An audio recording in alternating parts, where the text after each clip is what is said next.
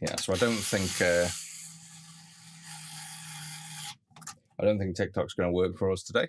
So either the account's got some kind of a temporary ban or restriction going on it for live that they're not saying, or it's glitched or something. But I'll probably just fully disconnect it and reconnect it for the next stream. But yeah, the system is literally sending the stream to TikTok, and it says it's streaming in TikTok's own live feed, and then it doesn't show. So there's obviously they'd probably be viewing the account or something. So we'll just roll without them for now.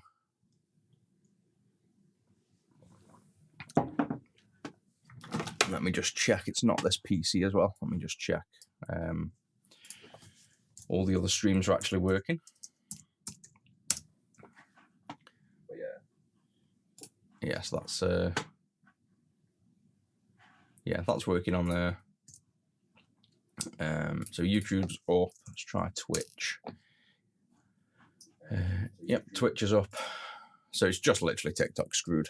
Facebook's up, so we've got 2 people on. So yeah, TikTok's just what it is for now. It's not streaming, so obviously I can't tell you to move over if you're on there because it's not working. So that's just what it is for now. So we will be on in a second. We'll put this in. Yeah, we'll be on the Mega Drive 2 CleanRGB, getting a really good video signal out of it. We did one the other day, but we've got another one in at the minute as well, so we'll jump onto that in a second, basically. Yep, I think everything's working on stream except TikTok. It's always the pain. It's literally every problem we ever have on stream. It's always TikTok. Every problem that comes up. But it's also by far currently the most popular, basically. Oh, thanks for becoming a member. So you'll be able to jump in the live only streams and stuff, and your chat should appear on screen now. I don't know how quick it does it, but if it doesn't do it this stream, it'll by tomorrow. Your messages will show up on stream now as well. So only the members basically get their chat showing up on stream now. So it makes it a bit easier for me to focus on work and not get too distracted by all the chat. I can now focus just on the sub chat.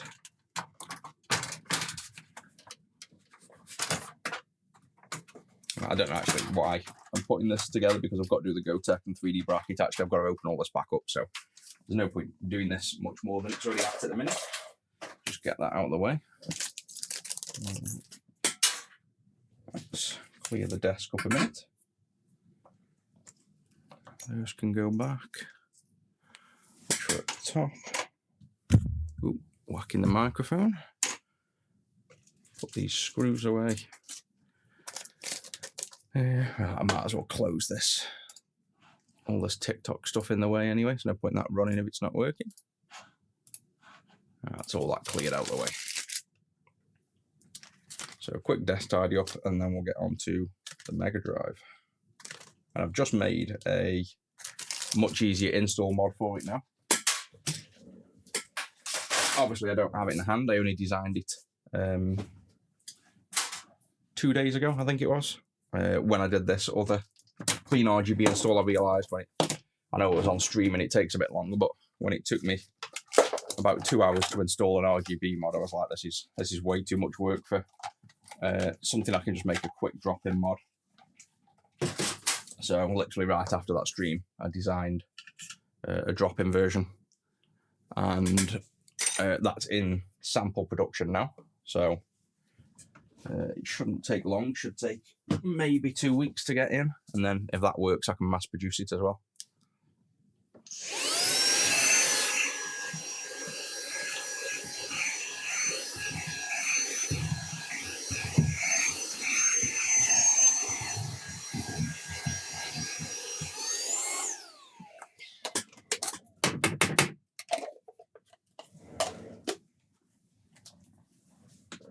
Pug is still sitting outside sulking. He's lying on the mat outside. He's not very impressed with me.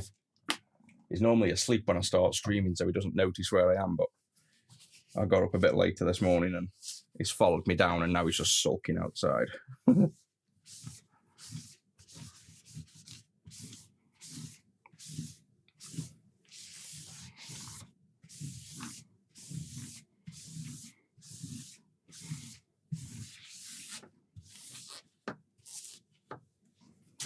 Right, clean desk, nothing on. Let me now actually pull up the orders so I can find out where this Mega Drive is. I just know it's next on the list, but I don't actually know where it is. So Mega Drive 252391.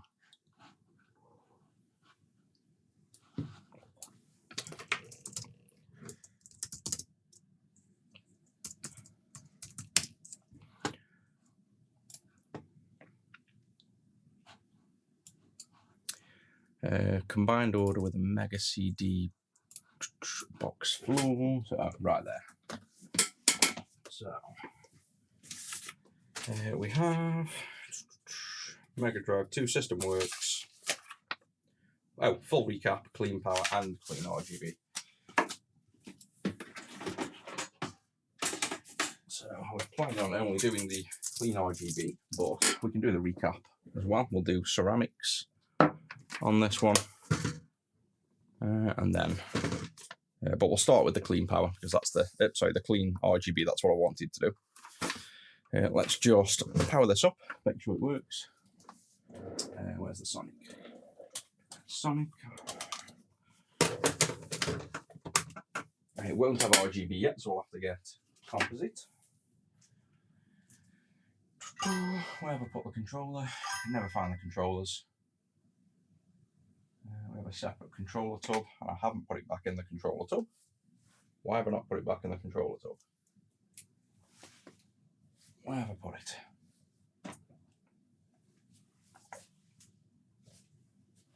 I was using it yesterday for the Amiga. Oh, is it still down here with the Amiga? Maybe. Yeah, still on the floor because I was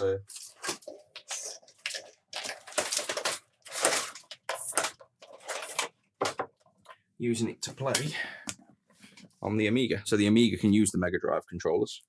So we've got that, we have the power supply. Inverted. I think it's inverted. Actually, I think it doesn't. I'll double check the wiki. Hey, welcome in. Thanks for becoming a member as well. And then the if you're on YouTube directly, you'll have those little icons you can use. They don't show in the chat on the stream here, but they show on the actual YouTube chat, which is nice. I'll see if there's a way to get the icons to pull over in the chat, maybe dropping like a different chat overlay on so we can see them.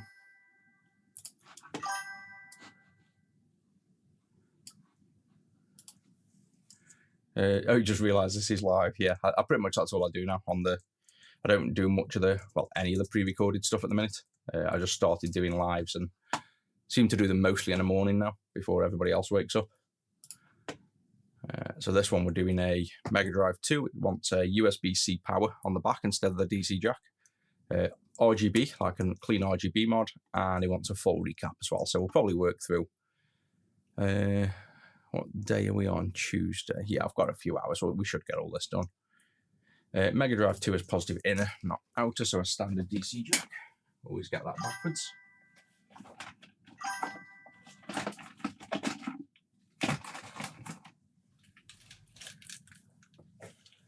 Right. Yes, thank you very much. I've spotted that pop up. That means a lot. And then when we do, we'll be doing like subscriber only streams as well, where I do streams just for subscribers, for going a bit more in depth on what we do, what tools I use, how you do it. So basically all that good stuff if you want to learn more. It's a bit more focused then with less people in, but more focused on the subscribers. So let's test if this still works.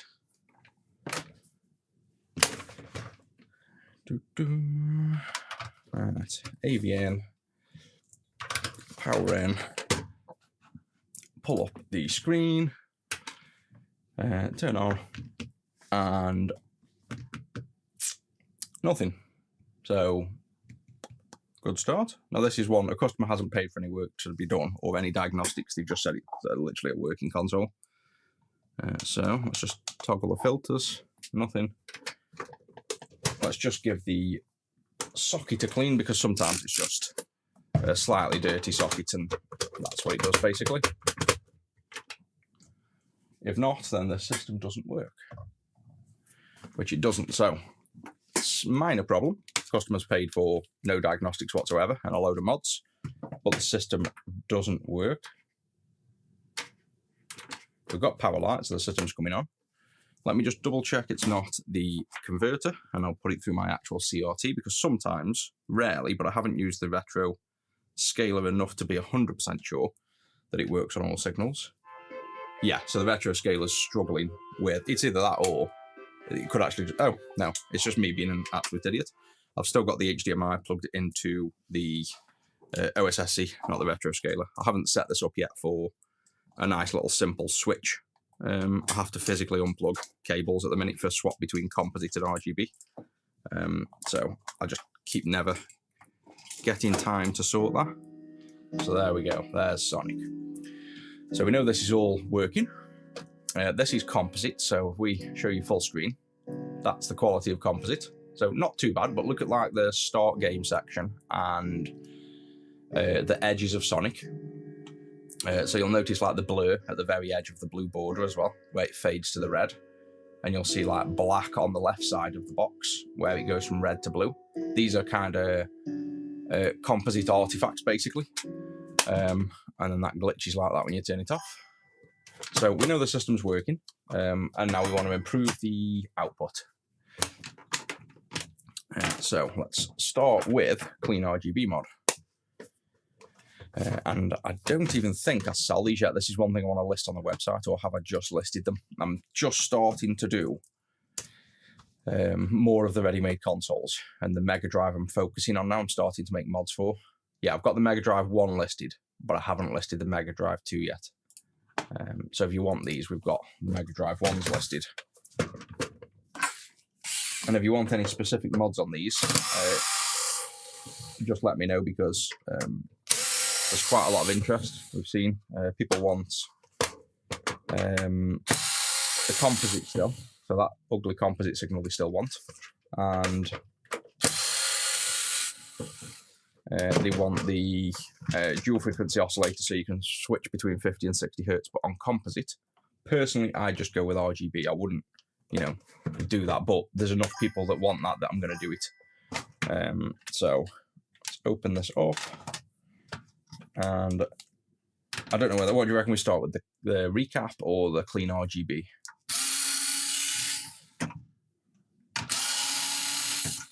We've also got to do the USB as well, but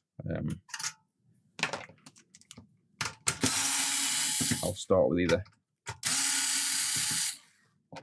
the recap or improving that video output. I think the video output's like obviously your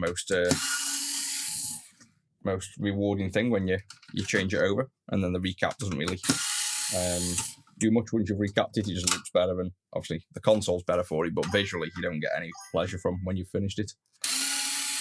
So I think, just as I said that, one comment's coming, yeah, I think the recap first, just because the RGB's nicer to finish off with and see, well, for one, we can finish it off and then play a few games on it on the new video output.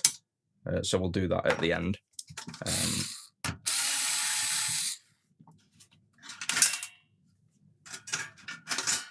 That's the cage off. Got one screw floating around. These always fall off the Mega Drive 2. I always used to wonder where these come from, these little metal brackets, and they come out the back here with a little screw hole. So on the back of the console, there's actually, when it's closed up, you just see this little screw hole, and it's obviously for attaching accessories and things to the back, screwing it to the back of the Mega CD, I presume, as well. I don't really use the Mega CD on the 2. I've got the Mega CD on the 1s, but my guess is that'll lock it into the base of the Mega CD 2 as well.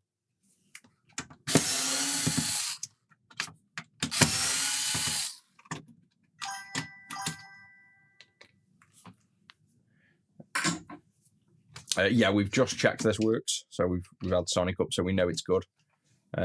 We can just quickly plug it in. Get that. Sonic, turn on, pull up on screen, and there's Sonic working. So we know the system works. Before we do the recap, and this can have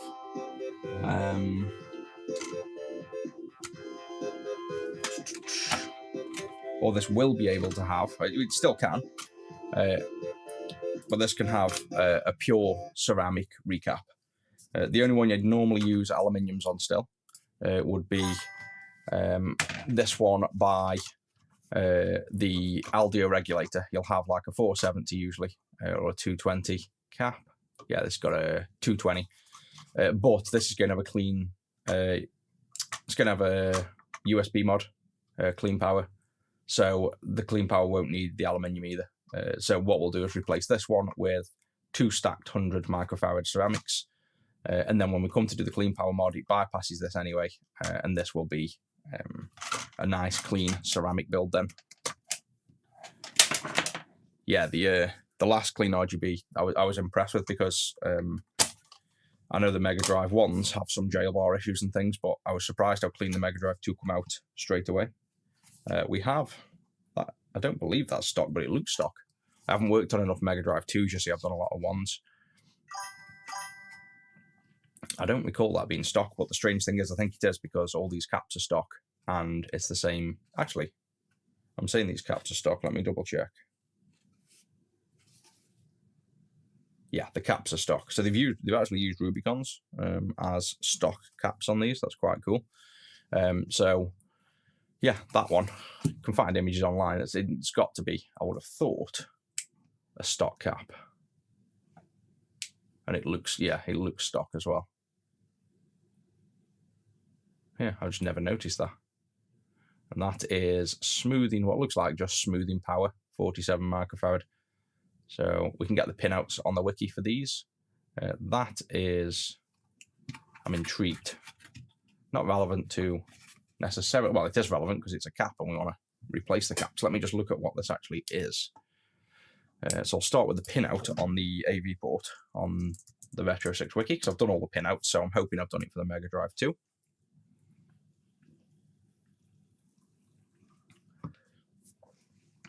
How small for a phone charger? Fit it on the edge of my finger, so you can just use a USB power delivery IC with 2 resistors, and the USB power brick will do the rest of the work. So the clean power that we're about to fit on this does exactly that. I can get it outputting 20 volts on a little board, like literally size of me fingernail. Because all the work's been done by the USB, all you're doing is negotiating with the USB for the 20 volts. Website is retro6.co.uk for the purchases, and if I pull this one up on stream, if you want info, more so than purchasing, if you want to do repairs or learn stuff, then I have, get the right camera up, retro6.wiki. So this is if you want info. So I'm just going to check my own wiki to see if we have the AV pinout, which we do. So I've done that, and normally I do the bottom of the board. So you can see here then, this is the bottom of the board that we're looking at, and yep, that's the AV port. So these pins here,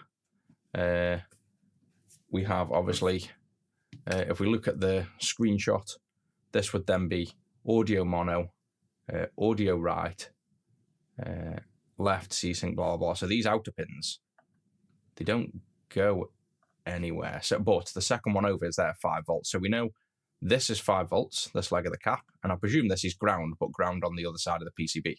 So that's literally just got a 47 microfarad cap on the 5 volt rail going to the AV port. No specific reason why we're not loading down this port, but maybe they had issues with composites or receivers being plugged in trying to tap off the 5 volt rail. So this is to smooth the 5 volt rail on the output. So we can always put ceramic between there. I've never, you don't need it. I've never seen it needed. And the AV ports and everything we do, you don't see that on any other console. So that is definitely not needed, but just considering it's there on this one, we might as well just put a ceramic in there for the sakes. So why not just start with that one? we want, and again, this is the fact that this is just on the 5-volt rail on the AB port. The size is completely irrelevant here. They've put a 47 on. So it's obviously just what we call a bulk capacitor, one that's used to just smooth out a power rail. It's not filtering, it's storing energy, basically. So I'm going to put back on a 47 for the sakes. I keep going to go under the desk, and the caps for them are here. Let's get these caps out. And we will put on 47.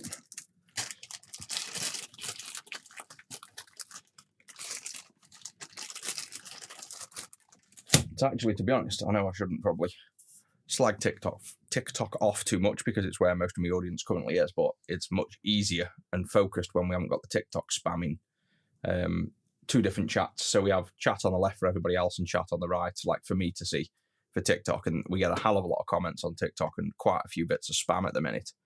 So having the slightly less audience is actually a bit more relaxing for me.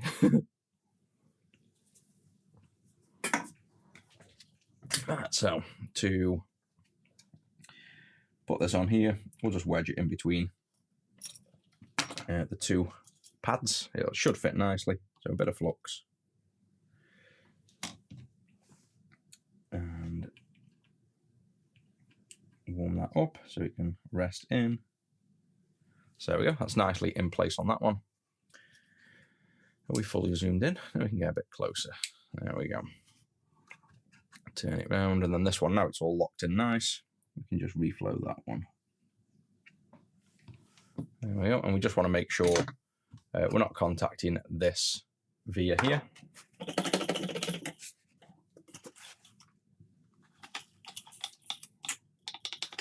Got the world's most useless IPA bottle. I might as well just tip stuff out of it.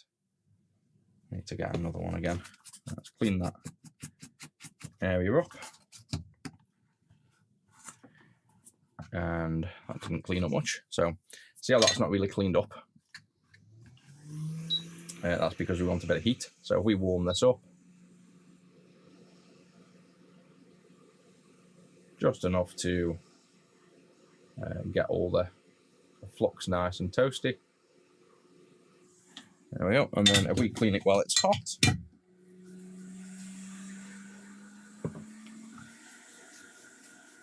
it should. Now there must be existing flux. That'd wipe away the flux I use. So we'll just give it an assist there to clear off. So this rosin flux that's already on was making it look a bit dirty. So there's the 5-volt rails here, and that's ground. And yeah, that's all on nicely, because that's one cap done. This won't take long to recap because ceramic recapping is nice and quick. And we can, doesn't harm it, we did on the last one. One thing you can do, say you're going to recap these and you're going to go with ceramics, you can just snip them nice and flush if you want, like this, and then they're completely flush for the caps, and the legs stay in the bottom. Or you can pull the legs through, whichever you prefer. I typically pull all the caps through, so I'll typically hot air from underneath and remove all these. But you can also, if you don't want to do that, you can snip like this. So I'll snip that one, then I'm going to remove all the others. But I just thought I'd show you that, depending on your preference, you don't have to, you don't really have to pull the caps through. It's just, if somebody ever comes to want to say, the one reason I don't do it, say somebody wants to change this set of ceramic caps for whatever reason back to through-hole caps, they're going to have a nightmare pulling all these little legs out because they're now floating in the middle of the board. So the reason I wouldn't do this way, basically, just snipping legs, it's quicker for me, but if anyone ever wanted to reconvert this console back, it's worse for the other person. So that's why you generally wouldn't see me snipping legs on caps, even though people will say it's faster. That is just one of them things, it's preference. The only time I do it is if there's a reason, like there's some plastic potentially in the way. So you're going to risk damaging part of the console or something. That's when I would then cut a cap for the sake of, you know, preventing damage. Cap lists, no, I'm going to start doing them. I've got the list for obviously myself, but I'm going to start doing cap maps. People buy loads of our cap kits, and I just say I'll remove them one at a time and then obviously put them back in. But yeah, having a cap list has been a long requested thing, so I will get around to doing it. So for now, in this area, here we got 10, 10, 10, 3 in a row, 10, 10, 10, 10, 10, 10, and let me guess, 10. Cool. 10 on that. 10 on that. I think they just like 10 microfarad caps on the Mega Drive 2s. They've gone overkill on them as well. Right, so basically, every single one in this area, this entire board here, all them are 10s. So we can just whip all them out in one go. I don't know whether to just go from the top as well. Yeah, so let's go for the top. You might see some popping caps then. Somebody asked yesterday what happens if you pop a cap, so let me show you. I doubt we will, but you might do if you go above the board like this to... oh, we can't do it here because the plastic power switch will have, yeah, all these. When I was saying about the plastic, this switch is something that you'll potentially melt. So what I might actually do is I might just remove this power switch so that I can hot air all this off. It's probably quicker to remove this power switch and then hot air everything else off than it is to... oh, has it got bent pins underneath, really? Why would they do that? Yeah, they bent the pins of the switch down, so I'm gonna have to really pull that out to get it out. Yeah, I'll get onto that list with the caps. They're not that hard. Yeah, I'm still gonna remove this switch. What I'm gonna do is snip them legs off that they bent. So I'm just gonna cut it into the solder that's on there. And now we are going to remove this switch, I think. I'm going to do this with, again, because it's a plastic switch underneath, I'm going to flow some leaded solder into here. And then we're going to desolder pump it off and then hot air it after to get the switch out of the way. So it shouldn't take more than a minute really to get this off, and then we can freely hot air around without the worry of melting this switch.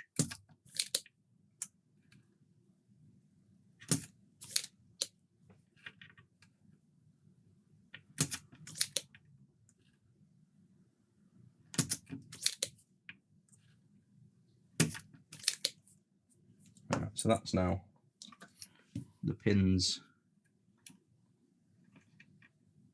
the pinholes cleaned. I'm just going to try and bend them little pins up because those middle pins, they bent over when installing it. So that's as good as nearly off. And now this won't quite pull out because it never quite does. There's still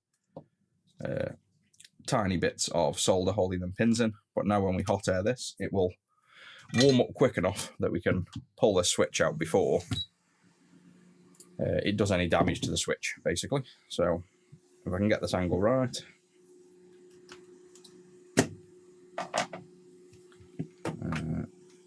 Like there, I can now warm this up with hot air and just use my fingers to remove this switch. It shouldn't get hot enough that it'll bother my fingers because we've got barely any solder on this board now.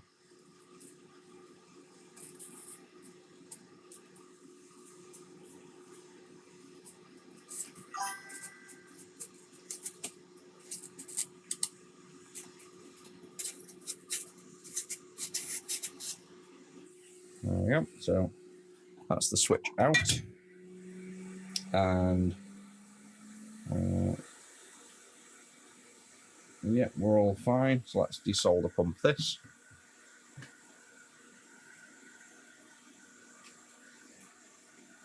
So all that squeaking was just the bent pins rubbing as I'm, bending it out. It was perfectly warm enough. It was just obviously when they put the pins through and they bend them, then that's the squeaking noise basically. Let's just clean up the power switch as well. Bend these legs back into place and get rid of any grime on them.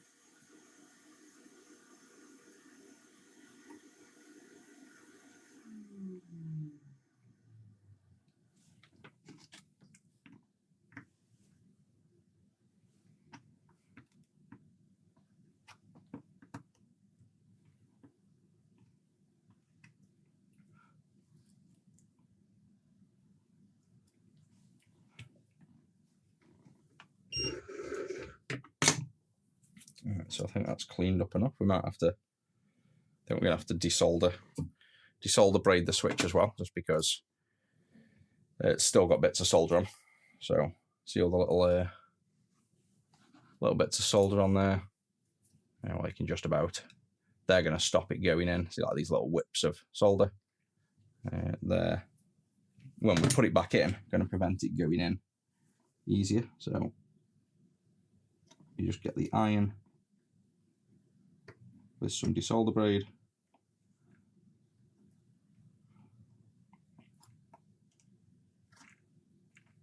You can see then that cleans them off. So that's actually a bend there that's left. That's a bend in the leg. So that's again part of the squeaking when you're pushing this through. The legs are actually bent in that shape. So if I can get this on camera, I'll try and put the wick down, put that on and warm up.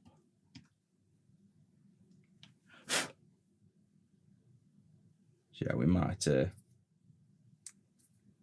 might just snip them legs flush without the bends on when we poke it through, because they're just going to be a bit of a nightmare to poke back through because they bent them so sharp. That's literally metal there, that's not even solder. So that little harsh edge is actually bent metal there.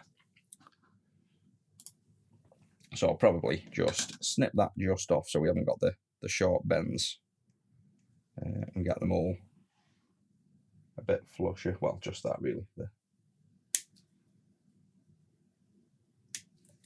There we go. So then middle two pins are just like nice and flush now. And then those outer legs will go in. So that's the switch out the way. So now we don't have to worry about melting that. We can hot air all these caps off in one go. So it's worth the extra little bit of time. And now we can sit and comfortably hot air this entire location now. Whereas if that switch was still on, all these caps would have to use the soldering iron and take a lot more time to do this job. So now we can just go literally straight in from above, warm up, try not to blow the caps up and pull them out. And then we'll just chuck the ceramics on. So we know all of them up to, was it this one? That's 10. Yeah, so all of them except the two up here. All these are just 10 microfarad. So we'll just warm the board up in general and pull all these out.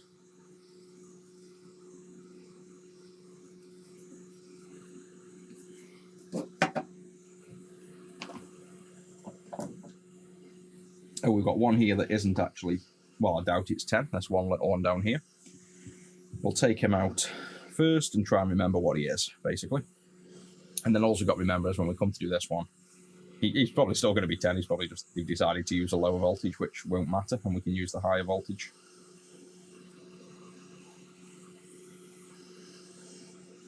And this will actually, if this is audio, BA1032, I think that's audio stuff. So by putting ceramics on here, it's also going to be much better, because ceramics are much better for audio as well. Yeah, it's a 10 microfarad, so that's also 10. They just used a slightly different voltage rating for whatever reason. So all these are going to be replaced with 10s. Once one warms up, these will all start just lifting out nice and quick and easy. We are recapping a Mega Drive 2. And then we're putting an RGB mod on to improve the video output. And then we're also doing a USB power mod after this. This one will take a little while because it's on the main ground plane. There we go, that's out now. And they do like to bend the legs on these caps by the looks of it, so they're all a little bit, when they're loose, they still have to be wiggled out because Like that's now fully loose. I can feel there's no solder, but it doesn't want to come out because of the bend, so you have to like wobble back and forward. So you kind of feel when the solder's molten, and you know that you're not pulling traces, you're actually just moving the cap. So that's now fully loose. I can feel it, but again, these bent legs mean you have to literally bend back and forward to get them out. I think this is definitely the best method for these on the Meg Drive 2, because trying to remove caps with bent legs with an iron and desolder pump takes a lot longer. It's a pain.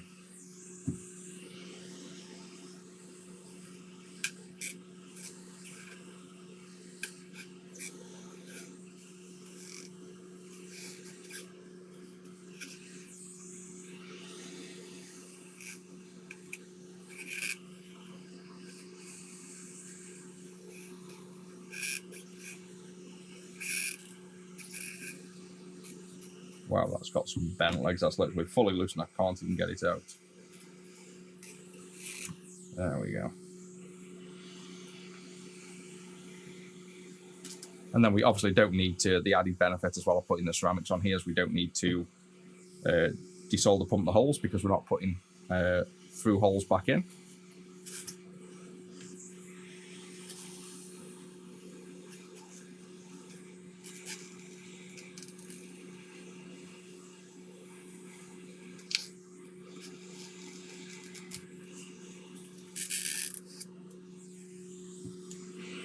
And it looks a bit aggressive. It looks like I'm, I'm like tugging the board more than I am, but this is literally just, like I say, the fact the legs are curled over on the underside. That's all that's happening here. We're not doing any kind of, risk of damaging the board here. As long as you know and you can feel when the legs are molten, then you're not actually pulling traces, you're just pulling caps.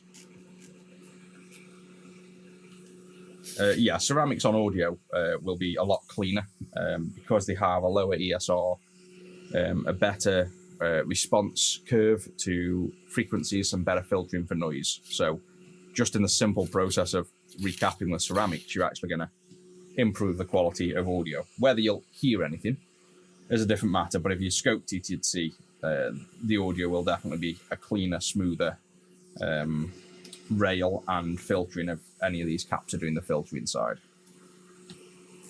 Obviously, you've got, if these were larger bulk caps on audio, then obviously you'd have a lot larger aluminiums. These are all 10 microfarad, so these aren't bulk. These are just going to be for, well, they'd be bulking away, but they're that low value that the ceramics, anything below 100 microfarad, ceramics are almost universally better for the job than any other cap. Alright, so we've got this last one here, and then the other two will leave until we've done the 10s. So that's all them off.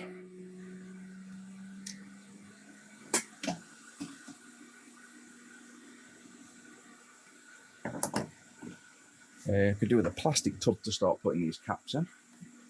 I've got one lying around anyway. I think I've run out of them. A minute. I've got one in here, but I think I've used them all. Yeah, crystals. You don't really need the crystals anymore though. But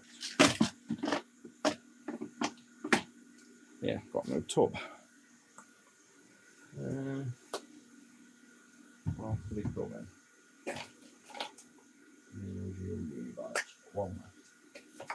Let's nick this tub.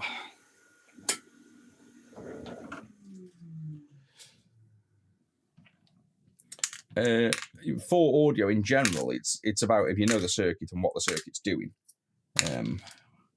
then yes, it's generally true. But obviously, there's a lot of audio circuits. There's a lot of things that happen in audio circuits. But the general principle is, if you're doing audio and stuff as well, you probably want a CPO and NPO and COG rated capacitors. That is literally designed for high frequencies and audio applications as well.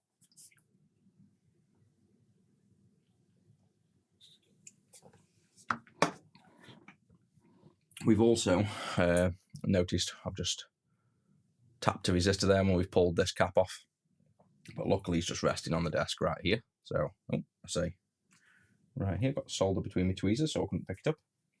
is on my desk over here. So actually, that's not. Was that missing? Because we've got one here. We've actually moved a few little components without noticing there.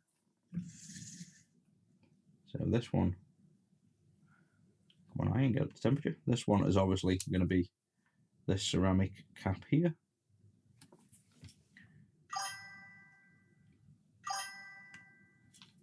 And the other one I've got is a resistor.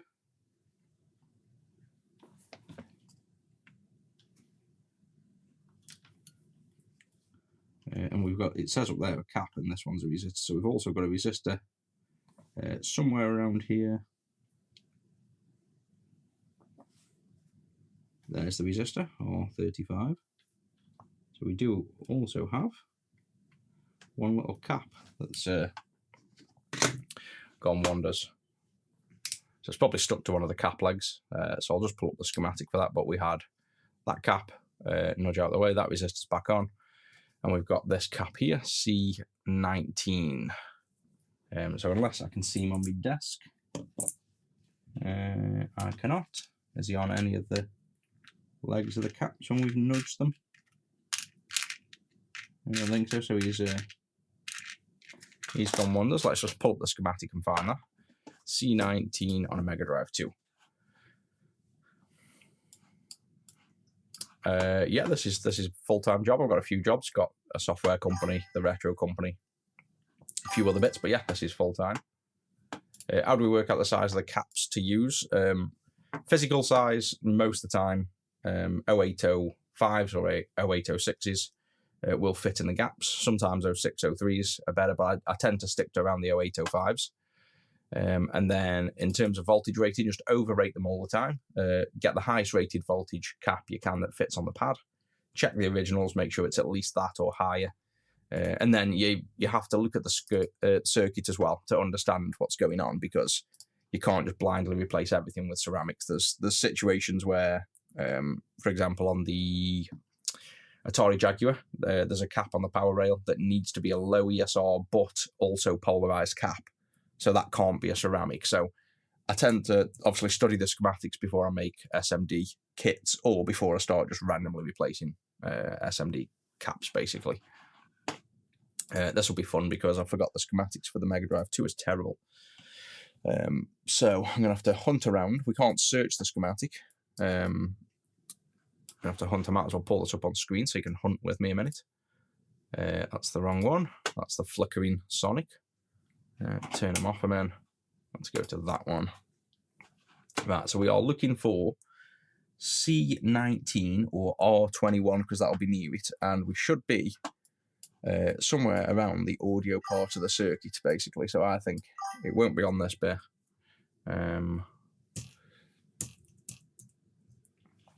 Are we down here anywhere? So this is starting somewhere near audio. Here's headphone jacks and wicked. We haven't even got. You can't even read them. C221 I can just about read. This is a terrible schematic. I don't know if we've got any others. A VA1, let me see if there's any other schematics. Sometimes there's redrawn schematics by the time you find one. I'm going to see if there's a redrawn schematic for Mega Drive 2. If not, I can grab a Mega Drive 2 and find out that part. I can just put it through the LCR meter and find out what the cap is. Let me see if there's any other.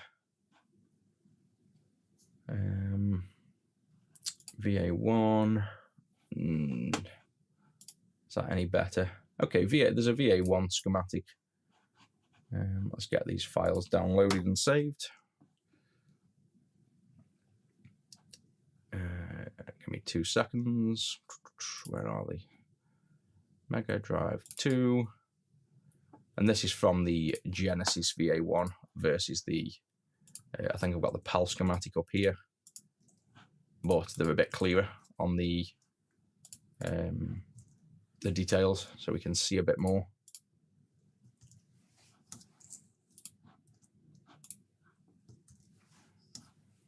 Right, so that's them. Open the Genesis up. Right, so this is the American version, but you can see we can actually see the names of the caps and that a bit better. Right, so I know we're around the audio. Well, I'm pretty sure we are. It's the, let me just Google what this part is. I'm sure this is an audio amp. BA 1032. Data sheet. It's a quad ground sensor op amp. So yeah, it's going to be, surely that's going to be audio stuff. So I'm hovering around looking for, has it got a designator on? IC10 and IC9 are the two chips. So see how it says like IC2 and IC4 on here?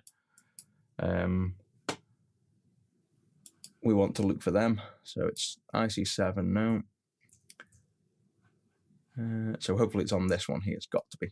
Yeah, so IC9, IC10. So we are on the audio circuit. We're now after C.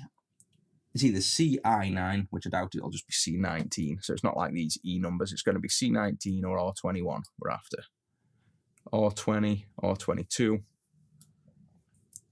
That's always happened. There you go. C19 is a 220 picofarad. So bottom corner here. That's what we want to replace. So it's a 220 picofarad cap. So that wasn't too bad.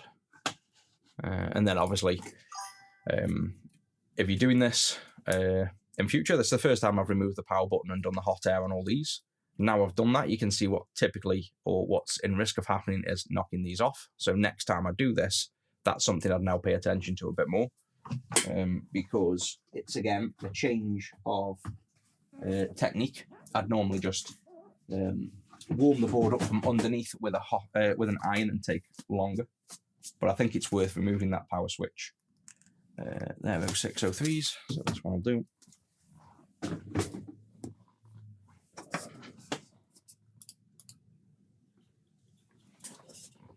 So 220 pico.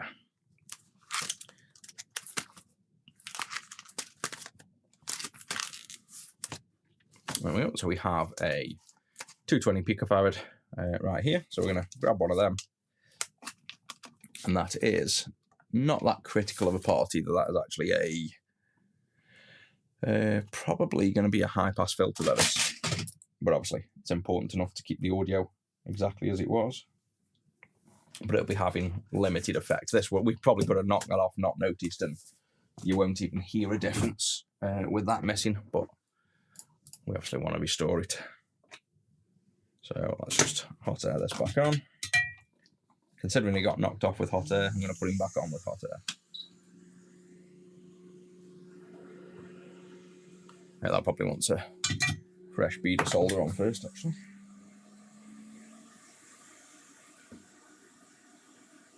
And while I'm here, let's tin all these pads, because what we can do is go straight from doing this to hot airing all of the ceramic caps straight back on the board. We might as well do it all in one go now. So I'm just going to go around and fresh solder on all these pads, and then we don't have to, actually, the width of these we're going to have to use an iron anyway. To be honest, they're too wide for hot air, so we will have to iron these ones on. If the pads are close enough, then you can just hot air the ceramics on, but these pads are too far apart for doing that, so we'll still tin them up, but then we'll come back and we'll have to solder and iron them on. Right, so this one goes on here. Sent a message on Facebook. I'd usually check Facebook probably every other day, maybe. I open up all the socials and go through them, so I shouldn't miss it, but I'll check, obviously. It's not as frequently I check the socials.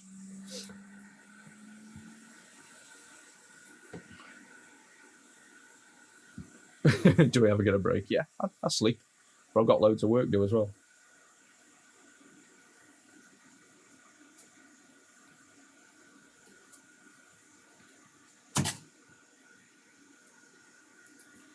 There's an upgrade for this cap, is there? For upgrading the audio filter circuit, potentially. Yeah, I think somebody's done quite a lot of work on looking at how this performs audio-wise, and I think the one you're on about where they reconstruct this circuit and, you know, change the filtering. The thing with that is, though, is it's one of them. We're enhancing the video, even though the original's a bit shit. But enhancing audio, I think, is a lot more. Is that a big blob of salt that's landed down there as well? Yes, it is. I think changing the audio is a bit more personal for people. So even though it's like in one breath you can upgrade the video and no one complains, I think if you tweak the audio, it's a lot more of one of them things people might want to not do. So I'm not going to do it for this customer without, you know, them effectively asking for it, because the sound side of things, I think, is very distinctive. Changing the sound isn't the same as improving the sound for some people. It's got a retro sound to it. Right, so now what we need to do, all these blobs here, we just need to go around and put 10s on.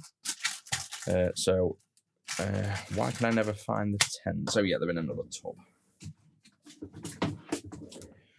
Got the 10s in this one. 1, 2, 3. So there's my 10s. Put a load just on the side there. We can start working through. So I'll just drop some on the side and I'll just be picking them up. And then let's go through.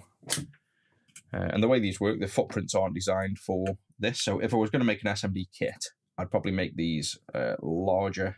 Actually, these are not bad size, but I might make them the next size up so that we could hot air these on, because I don't think, pretty confident we're not going to be able to hot air these on because that gap is a little bit too far for hot air. But I like to hot air because, see how I'm trying to get this cap to stay center?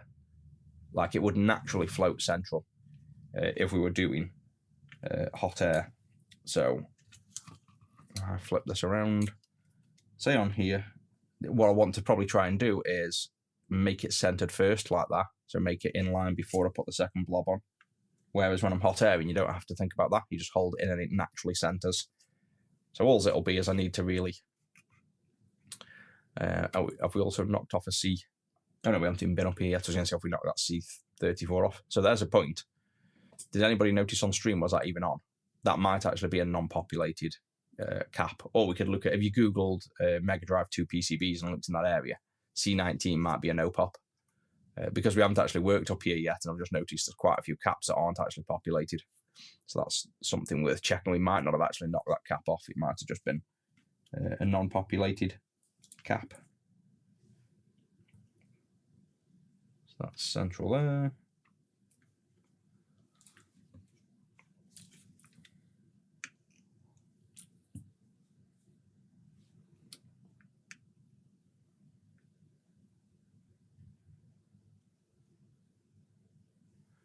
I can tell I've got up later though, because we've only been streaming for like, what, an hour, and it's already daylight. I've normally been streaming for about 2.5 hours before daylight appears.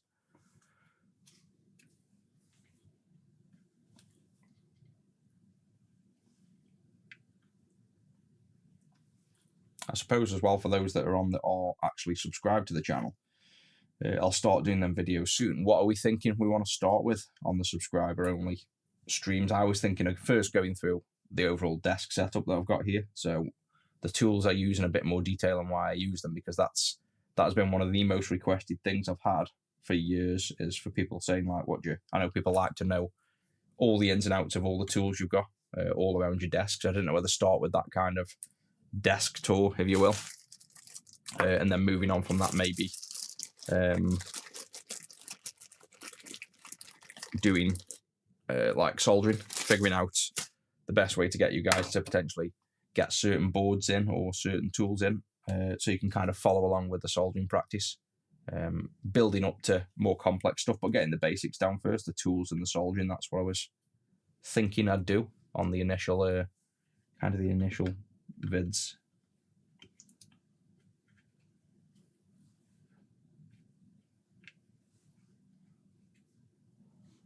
I can hear Rusty snoring as well. I'm here working away and Rusty's passed out in the hallway snoring his head off.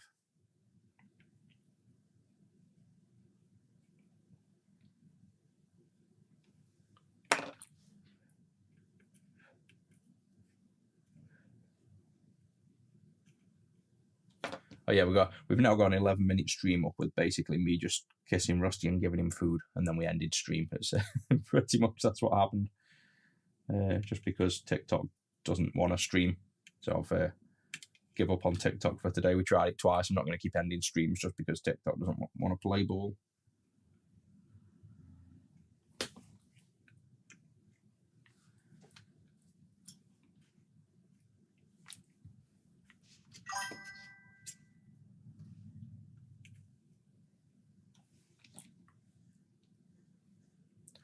C19 is 47 microfarad 10 volt.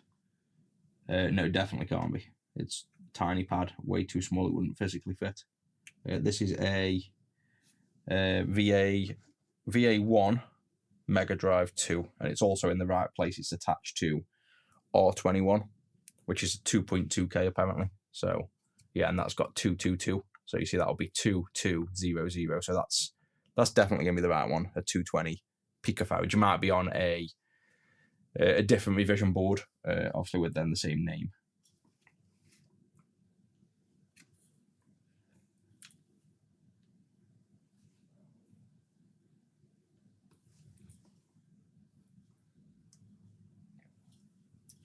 The Vision Mega Drive, the front headphone jack sounds better than what came out of the rear. Yeah, I'm literally about to make all mods for this now. I'm like focusing a little bit more on the Mega Drives.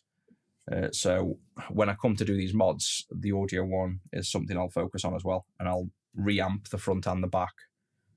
We'll listen to it probably on stream when I've made a mod. What I'll do is I'll capture some audio, release it as well, pre-recorded, and let people choose if they think improving the audio is something they want, and we can do like a little audio part of the mods I make to improve that as well. But I've got plans for, obviously I've done the CleanRGB already, and then I've got plans for an almost like a kind of mega mod that does everything else in one go. So region switching, dual frequency oscillator, custom color power LED that also links in with the frequency, language switch, audio upgrade, like all of these things in one big go. Basically, that's what I was thinking of doing when I do the mods for them. So if you've got any ideas of mods you want to see on the Mega Drives, just reach out to me anywhere, send me details, and I'll consider them as I'm doing this, basically. We're working on a Mega Drive 2. Let me just zoom out for you a minute. So we're recapping at the minute a Mega Drive 2. So it's fully working. We've taken all the caps off here now. So all these are now nice ceramic caps. We took the power button off while we were working on here, so we didn't melt the power button. So now we've done all this area, we can put the power switch back on. If it fits through. Did we desolder pump the holes? I did a shit job of that. Let's say we did, but yeah, I think it's clear enough to get through. We should be able to just push this back through.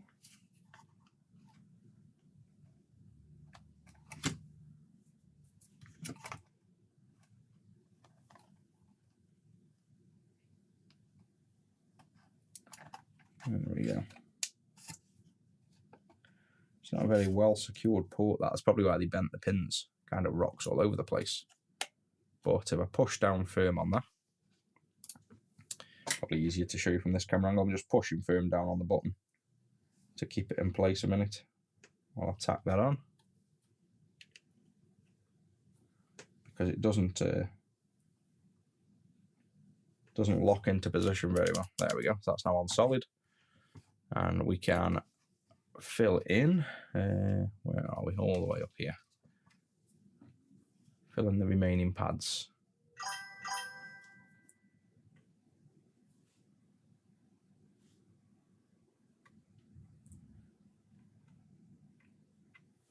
That's it. So that's now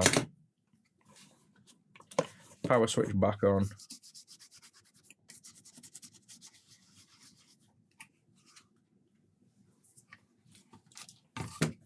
And I think that was worth it. I think the removing that power switch to allow us to then do all this work, hot airing them off nice and quick, was worth it.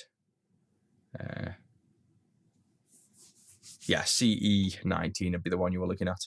The cap is, we found it on, is this overlay? Found it on the Genesis Mega Drive 2 because the PAL one, the schematics, that badge, you can't read it. So we've come to this page, which is the 4th page, and then you can see all these op amps here. These are them 2 black chips, and we found it down here. So there's C19.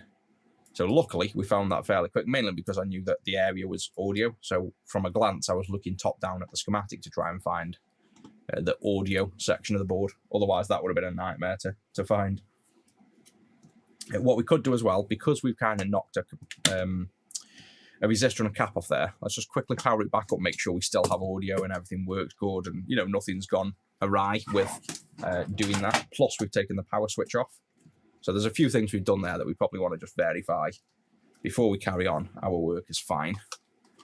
So we'll pull that back up, turn that on, put them on. Power switch works. That's on. Let's listen for the audio, see if it's what we expect.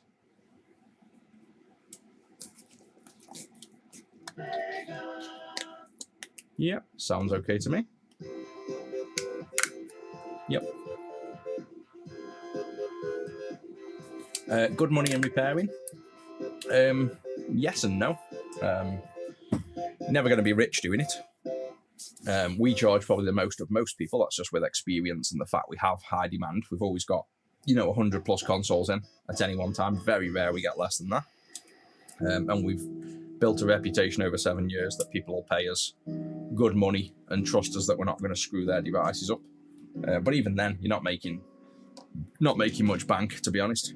I do this mainly because I love doing it. It's enjoyable.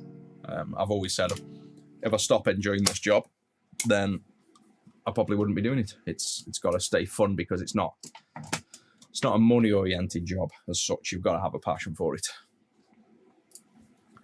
Right, so that's all good. We've done them. We've got these 2 here. So I think we can hot air. Well, let's see if we can do all this bunch again. 10, shocker, 10. Do you want a capacitor map for the Mega Drive 2? It's 10 microfarad everywhere. So we've got a 47. What I'm going to do for simplicity, if it isn't 10, I'm just going to write on the board 47, like that, nice and quick, and I can wipe it off. Then I can just take all these off in one go. Everything that isn't marked is a 10, so that's 10, 10. That is 10, so not marking. That I think was 47. Yep, so this one's 47. And to be honest, I could just put a 4 because there is no 4s. That'd be obvious. 220. And then we have 47 and 100. So I'm going to put a 1 and a 4 because, to me, I know they think it's going to be a 1 microfarad. And a 4, there is no other cap that's 4, so I know that's going to be 1. And I know it's going to be like 104. 47. 10. 47. 47, 47. So those are all 4s. I'll just put 4 times 3, my cryptic message. So those are the 4s. The blacks are surprisingly 220. 6.3 volt 220s. I might have a look at what they're doing. That is probably, I'm guessing they're going to be just caps on the AV line filtering, which means you can use 100 microfarad ceramics because we're going to do a CleanRGB mod. So these are going to be 220s. And that one is 220, so I can just about fit it in. There we go. So my squiggly writing everywhere now, I think, allows me to remove everything. Is there anything left? 47 over here, so that can be a 4. That's a 4. That's a 10. Yeah, so now that entire board has been too many things in that, doesn't fit. There. Entire board has my squiggles on that make sense to me, which is all it needs to. And now I can just whip all these caps off in one go. So let's just go in and get a nicer view for you, so you can see me doing a bit of this work. And I'm just going to go from the top, warm the board up, and take all these off. And then to be honest, that's not a very good angle for you. Probably best just doing a top down and zooming out. and then try to remember to move the board so you can actually see what I'm doing. And then if anybody sees me knock off any small caps and things, just let me know.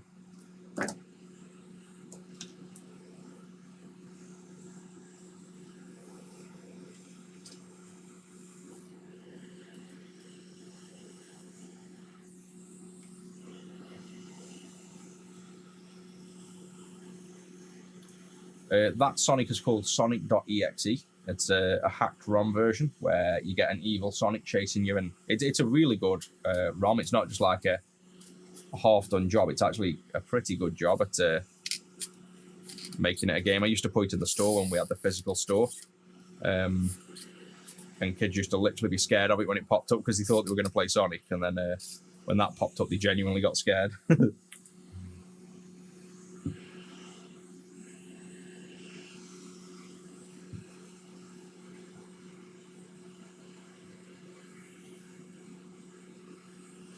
What have you discovered here? We are modding an old Mega Drive 2. So this is replacing the aluminium caps with new ceramic ones. And then we're going to be doing a USB-C upgrade, so you don't need the old DC power jack. And also an RGB upgrade for the video output.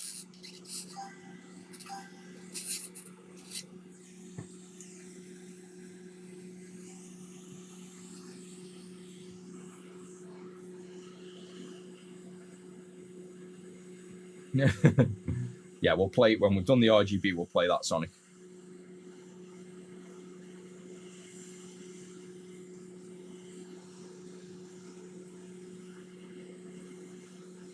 We're doing good on the subs as well. We've got 24 subs already. It's pretty cool. And then, like I say, we'll do. I'll start doing some subscriber only streams. With how many I do, I'll probably end up doing one a week. But the more subscribers we get, the better, because then it'll be.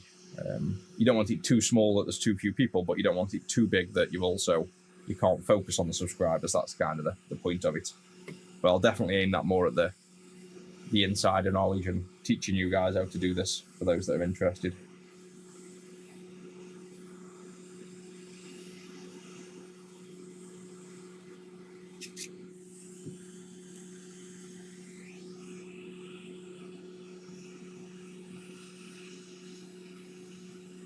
Morning, Eddie. Welcome in. Just recapping a Mega Drive 2 at the minute with full ceramics. And then we're going to do a CleanRGB and a clean power USB-C upgrade as well. And then the customer's got a Mega CDN, but I'll probably leave that one to Zach.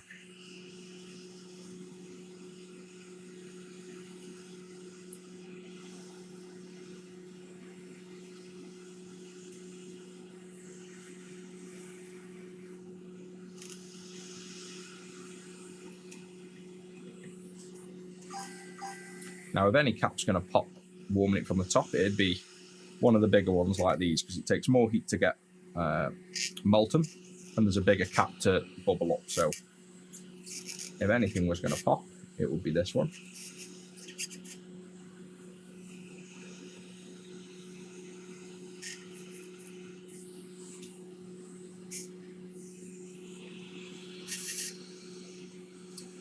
Oh my god, they've bent these legs that much, I literally can't lift the thing out.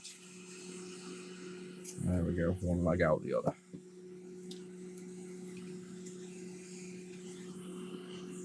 Actually, we'll come in this way so we don't melt the cartridge connector.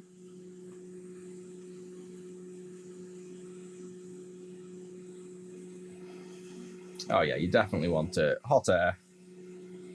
I use hot air as much as I can for every job I can. Just a different technique altogether, and you're never dealing with, if the board's got like, especially older boards where they've got like, say the electrolyte's leaking, if you're trying to then use a soldering iron, the soldering iron won't penetrate the electrolyte, so your soldering iron won't get the heat through, and you'll struggle to do a lot of things. Whereas hot air, nothing stops hot air. The air's going to warm up the board no matter what's on it. It's completely impervious to contact transfer. you know, the air flows on and transfers no matter what. So it's especially on these, like I say, retro boards that are often have things like the leaking caps, or generally poor PCB pads even, where they just aren't as well designed.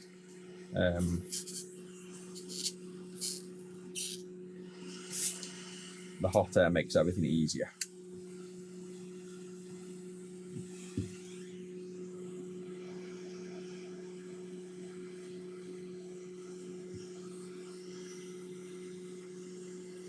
And I'd say this is one of the consoles where they went crazy on capacitors. I'm sure we could remove 50% of all the caps on this board. I think they've gone a bit overkill on what they think they need. I could probably redesign this board with like 5 caps on it for the most part.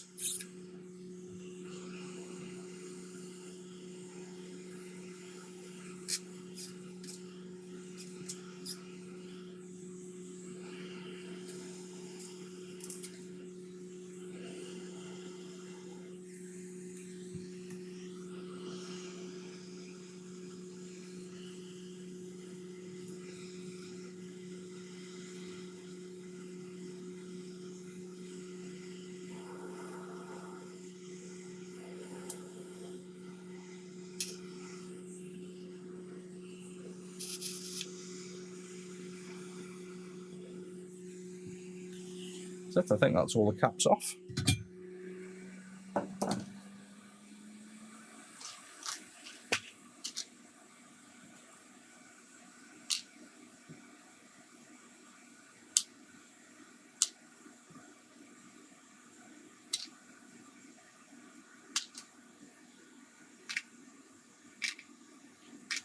And then we tend to keep caps, not necessarily all the time, because these are ceramics, so it's pretty obvious you've done the job, but it's just part of what I'm used to doing now. We tend to keep any caps we've taken off and send them the customer in a bag, just so they know you're not scamming them, because there's so many people that scam saying they've done recaps and they haven't.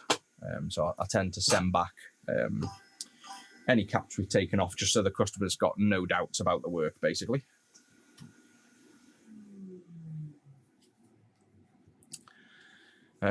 You're stoned right now and can't stop watching. That's funny, because as I was removing that cap, I could smell weed. And I'm sure, I don't know whether it was the factory assembly workers when they used to assemble these were smoking, or whether it's just the smell of the old circuit boards, but certain consoles always smell of weed when you warm them up. And I honestly think it's the assembly workers, and the smell lingered for all these years until you warm it back up.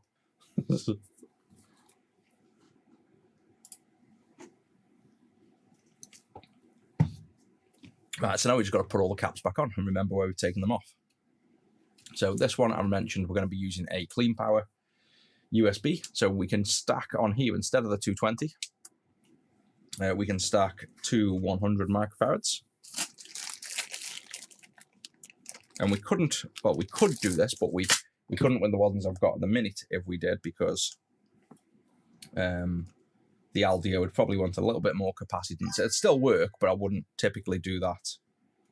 Otherwise, I'd probably put an aluminium on here if we weren't going to upgrade it to the CleanPower. But for what we need, this is actually going to work good.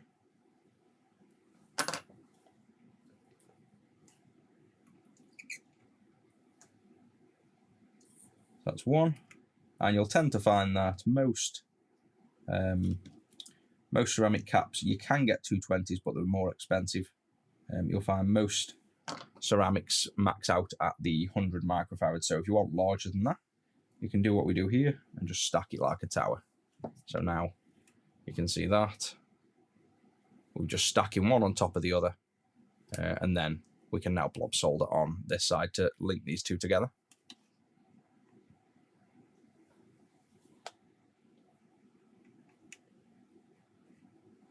Like so, and we have a big capacitor tower. So that's what you end up with. If this diode wasn't getting in the way of the view, you've just got a capacitor stack there. So that's now 220 microfarad in essence. This one's 47 here, so we'll grab the 47. And I think Let me stretch this chat out, because when I'm looking at the screen, I tend to now be... there we go, that's better. I have to make sure I'm positioned well for both the vertical and horizontal streams, otherwise...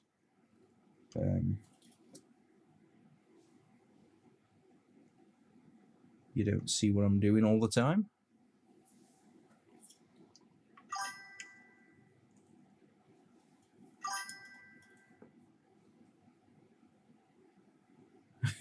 Finally joined early enough. Yeah, I'm quite late on today.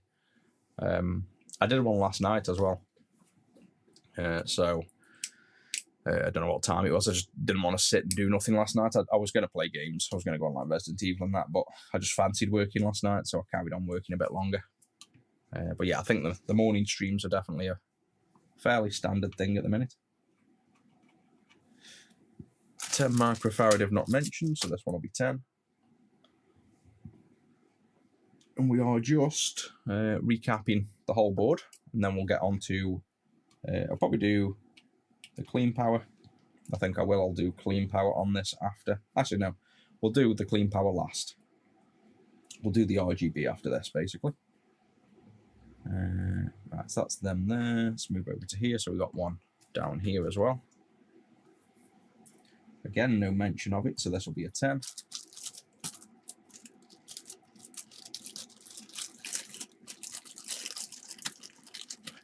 Yeah, he worked at Sega, so it's I reckon it is true. I do think the factory workers were assembling these, and I can smell the old remains of the factory workers when we warm them up.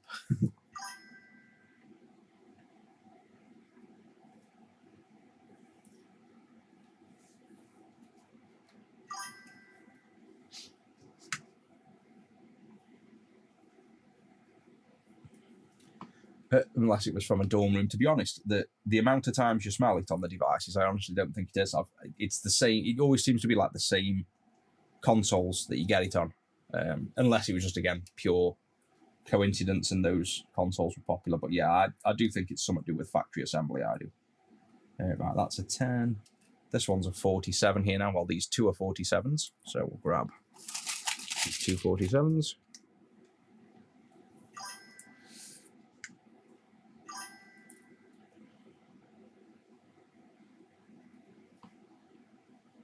Nice. Yeah, I do quite a bit of the Lego as well. I'm literally just building the Atari 2600. I've just finished building the body. I'm on the last bag, which is for, I think, what looks like the last game cartridge, which is probably, I'm going to say it's maybe Centipede because it's green. I can't remember. But yeah, I love building the Legos. I've got in my games room, there's quite a few of my Legos just out there. It's just something chill. Just takes your mind off stuff while you're building the Lego. You just sit there and relax a bit.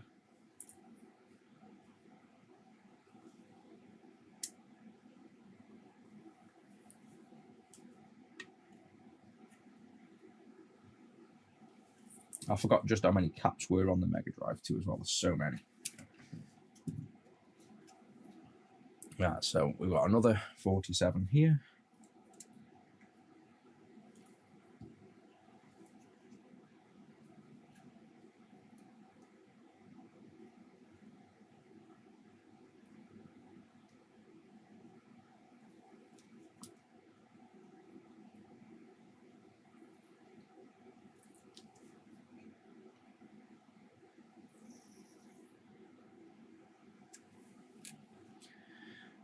My cryptic note, 220.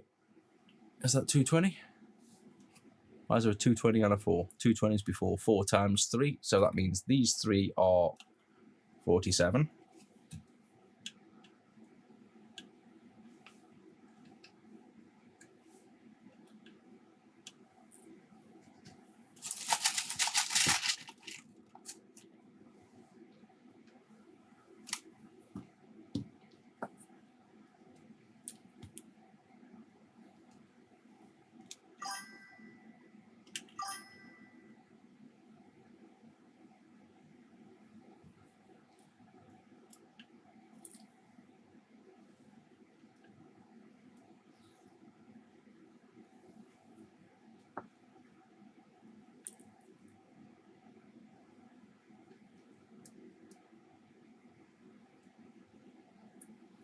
It's all one side's on. I'll do the others.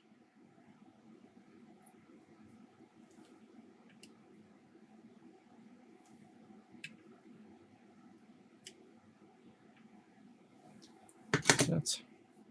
Zoom in a bit more on these as well, I suppose. Now we've got the other message, which is 220.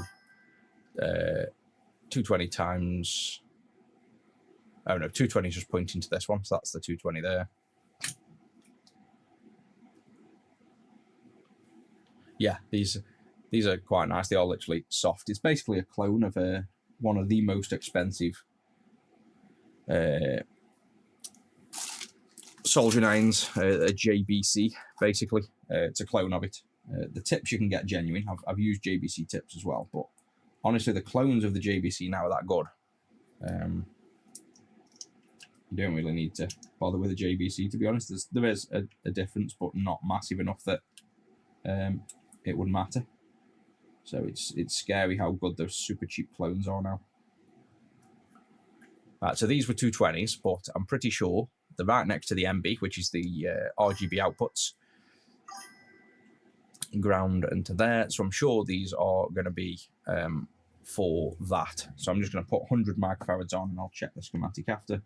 We're not going to need 220s. If we do, we can always stack 220s, you know, like 2 of the 100s on.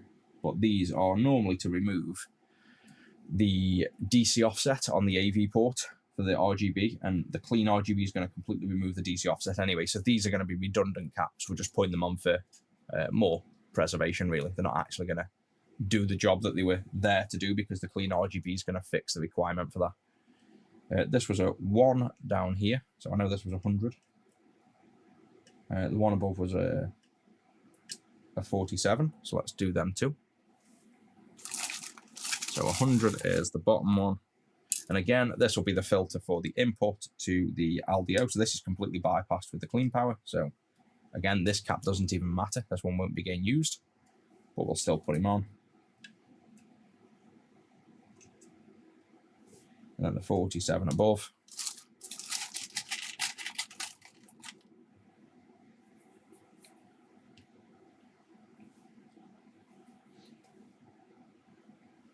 Oh yeah, with better tools can definitely help the job.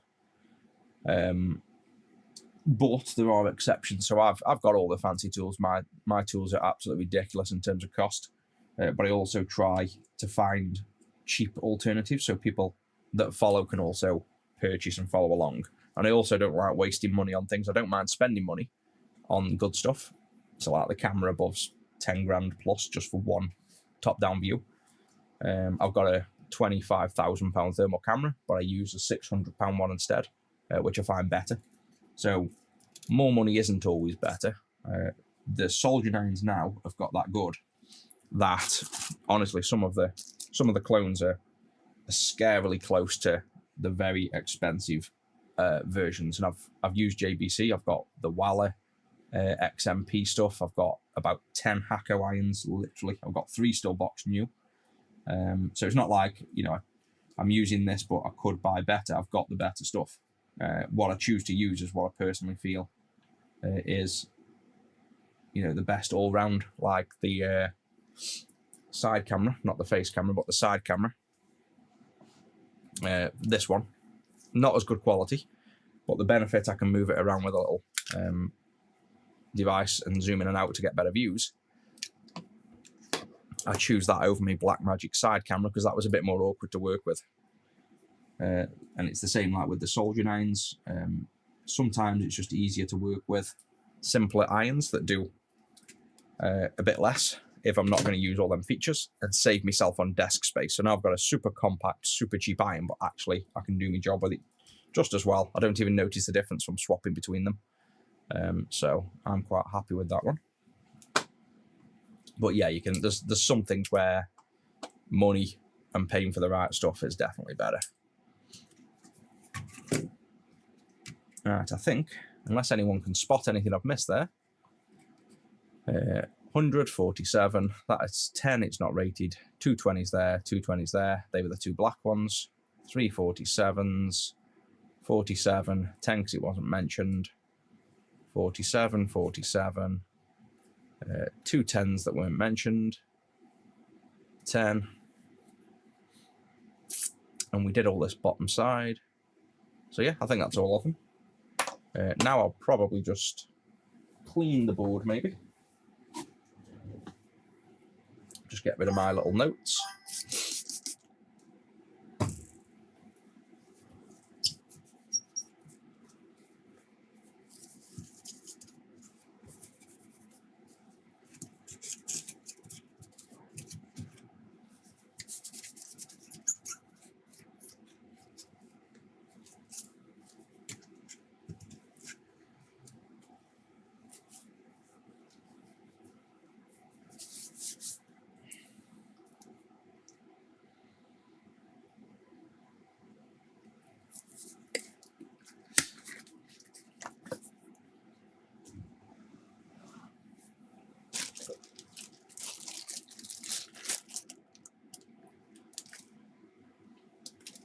Oh yeah, I can imagine with the...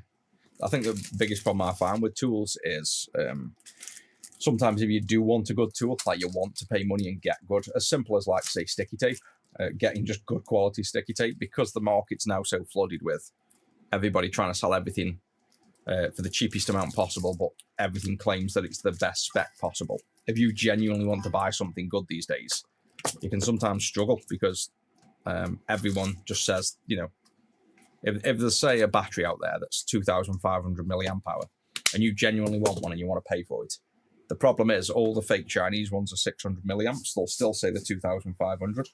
The genuine ones get mixed in with all the fakes, and you kind of, even if you know what you want, sometimes you can't get a good tool.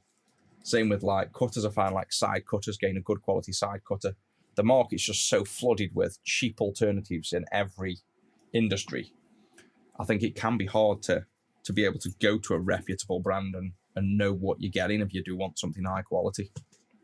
I think we're due a resurgence of high quality stuff. I do. Like, you know, people that are willing to pay money now for good stuff. It kind of went the opposite way. Everyone wanted everything for cheap, and now I think there's a lot of people that will willingly pay good money for good stuff because they've seen what happens when the market's flooded with cheap shit. Right, recaps are done. Let me put the caps away now.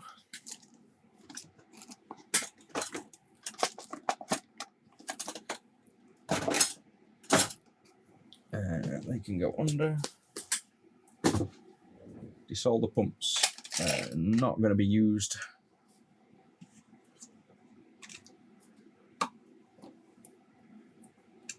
I will bag up the screws just for now to clean my desk up a bit more.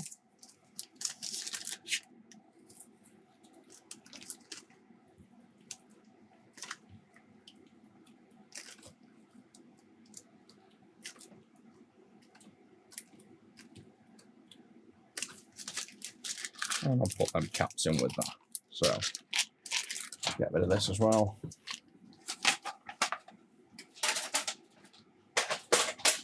Is Rusty still out there? Oh yeah, Rusty's fast asleep outside. he's been waiting for me. He's literally on his side, flat out outside the door. It's a shame I can't move the camera to show you outside. I know what I can do. I can take a picture and show you.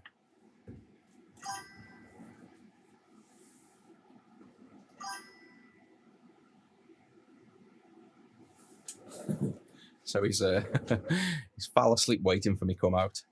So that's just outside the door. He's just passed out there asleep. And then he's waiting. There's the kitchen and his bed. He can go in his bed, but now sitting waiting for me. Sits his little bum on this ledge, and he's just gone sideways and flat out there waiting. He's not going to be impressed with me when I go out.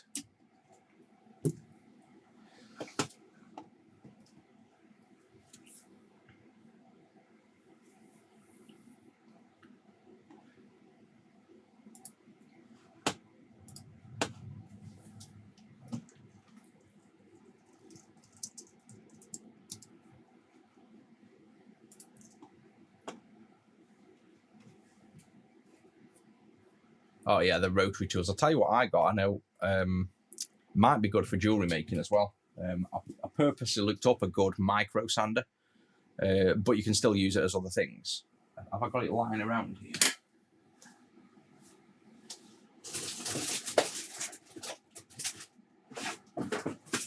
Yes, I do.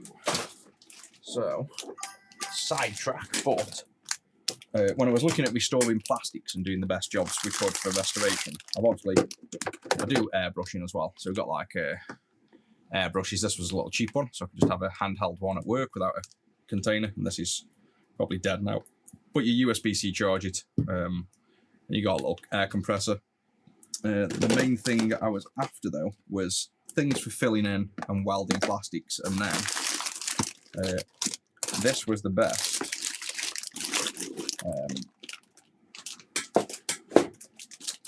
Little micro sander going, and I think I had to import it from Germany. Can't remember where I got it from, but I've only really used it slightly. I don't know that you'd know this brand or if it was good, but Proxon. And this was rated as by far the best kind of, I'm sure it was like for obviously a vibrating tool. So you put it in, put your little plastic tips in, like that, and then twist to lock them in. So push that in and twist to lock. And then you got a little tip that you can put your little sanding pads on, micro sanding pads. So you can get into like, fine areas. So you imagine you were working on something and you wanted to, say, sand, obviously not on a circuit board, just a complete example, but say sand something in a little groove, you can get into the groove and kind of get in there with bits. I never really got to using this much. I was going to do like real heavy restoration of cracked plastics and dints and start refilling them with epoxy and then sanding them down, basically. But yeah, that's one example where I was trying to find a good tool for micro sanding, and this is the only one I found that was good. And it did do a really good job.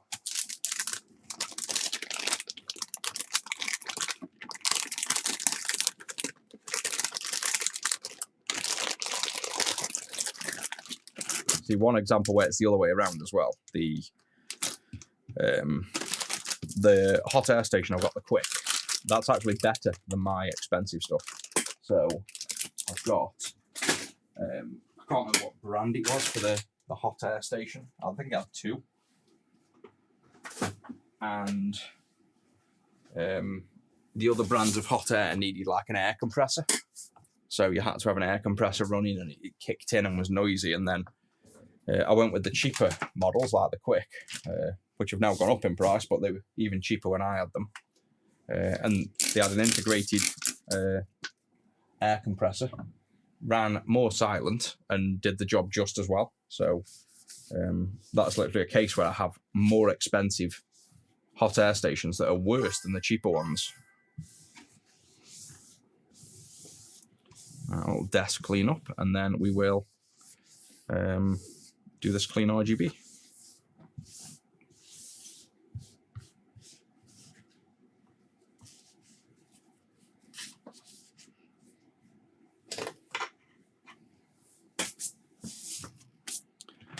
There we go.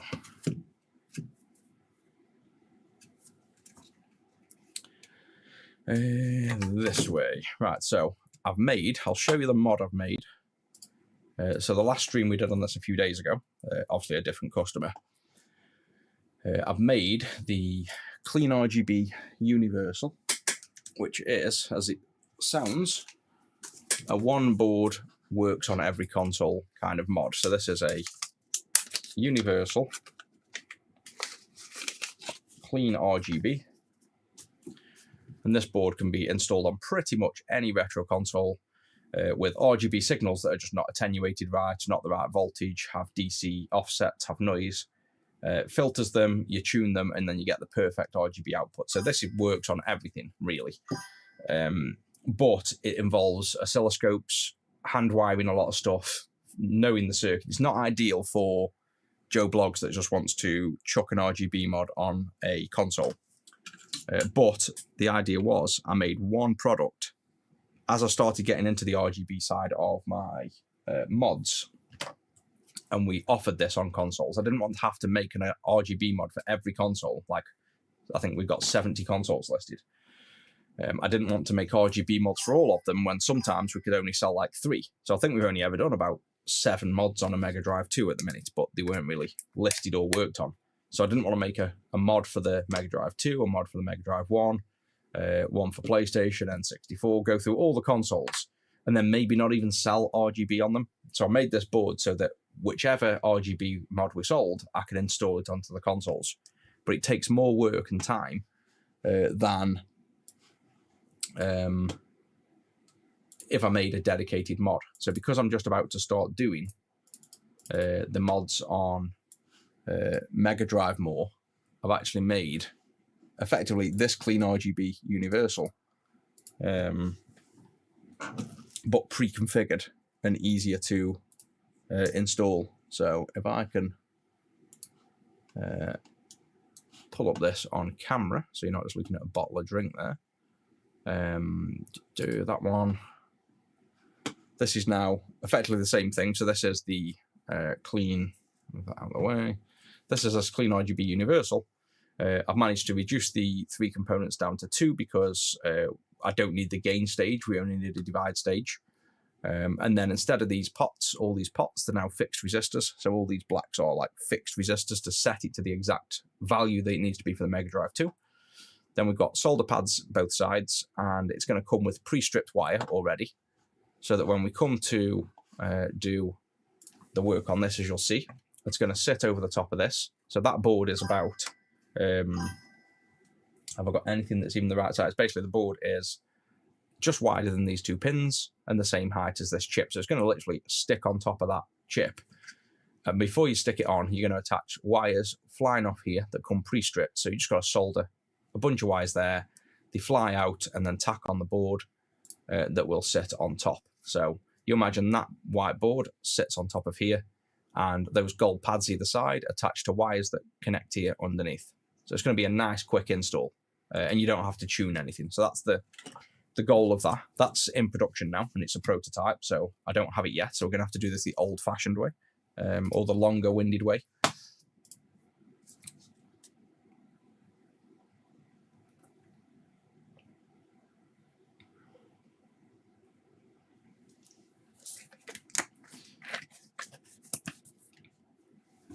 So what we need to do, we did this already, so I've kind of got it fresh in my memory.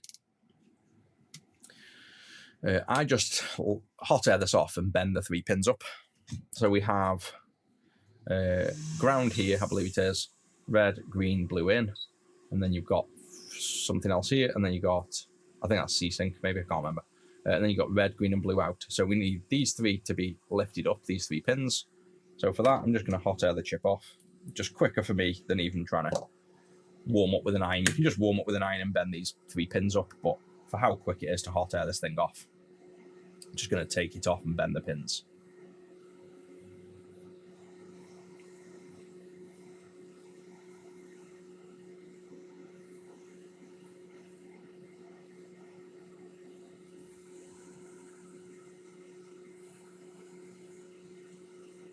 That's the chip off.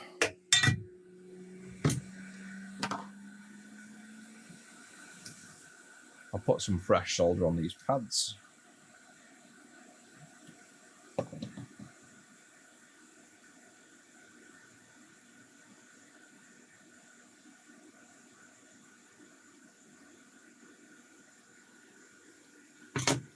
And clean off with IPA while it's still warm. There we go, nice and clean. By the time we've done that, this chip hopefully has cooled off enough that I don't burn myself. So we have the chip here, and we want to just bend these 3 legs up here. So 1, 2, and 3.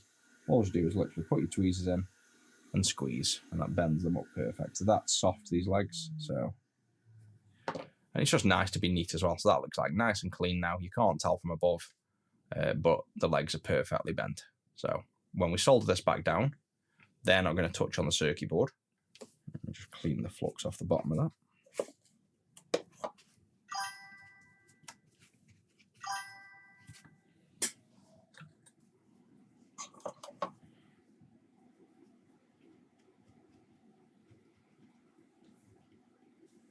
That's just because it's sticky when I'm handling it. So now, before we put the chip back down, I'm going to pre-attach 3 wires to this, just 3 flying leads. And this is what that kit will come with.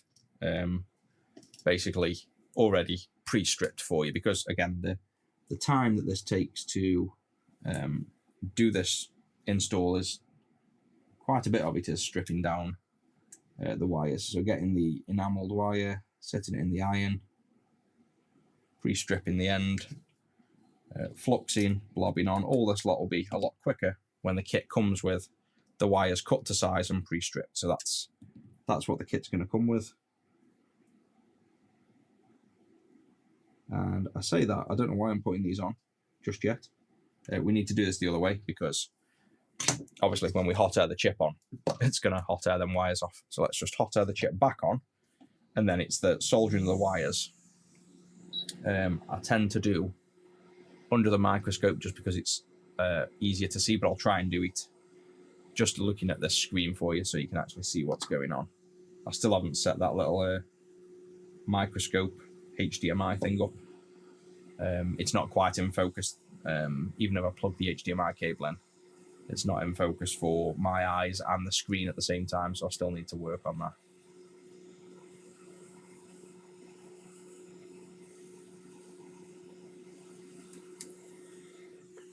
Right, so that's that chip down.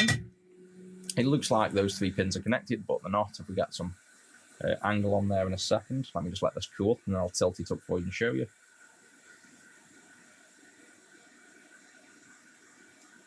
That one is now okay to let go. And you can see, you have to get really tilted so you can see, but those pins are floating up in the air there. So even though from above it looks like, you know, they're soldered on, because there's no depth perception. This is part of the struggle when I'm soldering using this screen and I want to attach these wires now. There's absolutely zero depth perception, so I cannot tell where this iron is in air. So I have to kind of, in order to do it on stream, I have to kind of partially look at the screen and then look down at where my iron is to know that I'm even somewhere I need to be. So I'll try to do this for you, and when I'm doing this, then I get my head over like this. So I try my best. It is a lot harder to do with the streaming camera. There we go, so that's on nicely. Right, also before I cut that wire, we put this board over here, didn't we, last time? Can anybody remember where we put the board? Because it was catching on the shield, wasn't it? I think it was on here hitting this plastic actually, wasn't it? So we had it, I'm sure, pushed over to here, and we had the inputs this way, I think. Is that what we did? It doesn't really matter too much, but I think that's where we ended up putting it, that way around.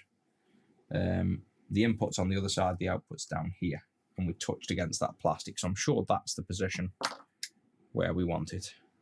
Like, and it hit up against this plastic nicely. So I'm going to stick it there,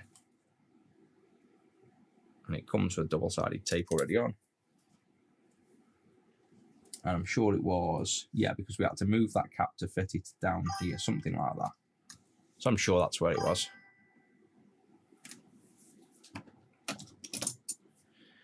This is now, what did we do? RGB. So RG, this is the blue output to the AV port. So this wants to go around here and up to there.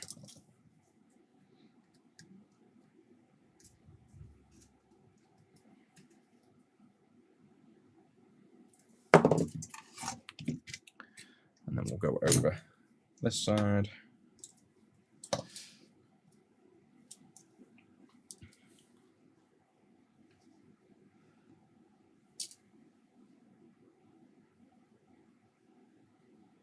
Ow, forget how hot that wire gets. Right, so blue tack on here. Zoom in.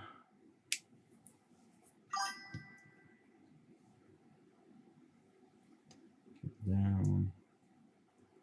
And there we go. And then we'll straighten all these up after and tuck them under and glue them so they look all nice and neat. But that's one. And now we need to do the same for the green, the one above.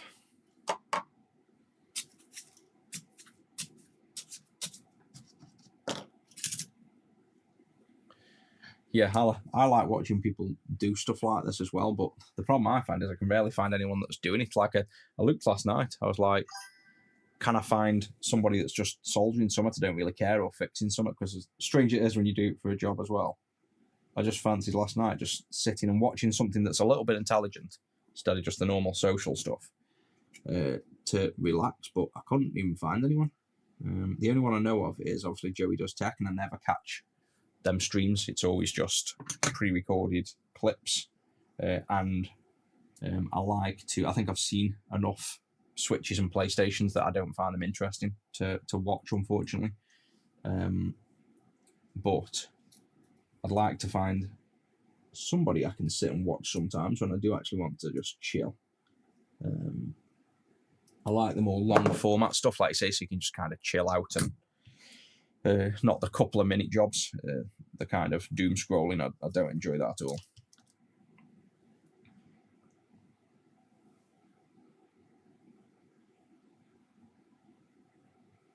Oh yeah, the Sonic shoe thing. I've had that with what have I had that on?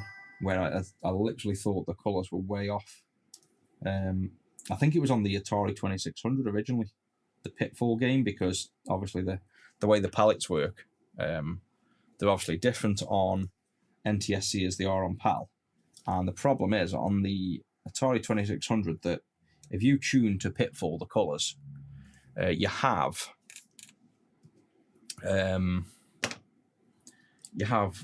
a background and trees and bricks and things. So you naturally want to tune it where the scene to me looks correct. You've got like the trees look brown and the floor looks more. It's hard to explain the color, but basically when the color's tuned correctly, the trees and the floor almost look the same color. It looks wrong. It looks orangey and washed out, but that's how the game actually is. So I always ended up tuning the Atari 2600 PALs in Pitfall to what looked correct visually to me. That looks like a real scene, but it wasn't actually tuned correctly. And then if you go to other games where the frequency is ever so slightly different, because games on the Atari, for those that don't know, it's actually the games that are generating the video pulse. So the games dictate the frequency. They can literally, it was what was called, I think, chasing the beam on like the CRT. There was a whole phrase about it where basically the coders were trying to make it so that the software had finished execution before the electron scanning beam in the CRTs had reached the end of the line. And they basically coined it kind of, I don't know what the exact phrase is, I'm sure it's something like, chasing the beam. And it just means as the electrons are scanning left and right on the old CRTs, so like on, where are we? On these CRTs, when you turn them on, we've got nothing on it at the minute. But you basically get an electron gun, a big massive tube behind here, and it pulses along here, shooting photons and stuff at the screen, going across. And that little flicker you can see going up and down, that's the electron beam scanning. Now it's scanning way quicker than that. It's scanning, every time you've seen that line move down, it's already scanned the entire screen 60 more times. But basically, it scans along here, the beam, and then goes back and draws another line and goes back. So when the beam's going back like this, traveling back before it draws a line, that's when the code is executing. So the software developers are trying to make it that while that beam's traveling, they finish what they need to do. So when the next line draws, they can't do anything. They have to output to the screen, and then they chase the beam all the way down. So basically, with the Atari, the games dictate when they output a pulse to the screen. So every game's slightly different. And if you tune the color on the Atari manually, which I have to do, and I tuned it to Pitfall, where it looks okay, if you then put Space Invaders in, it doesn't even show on screen because their frequency is slightly different.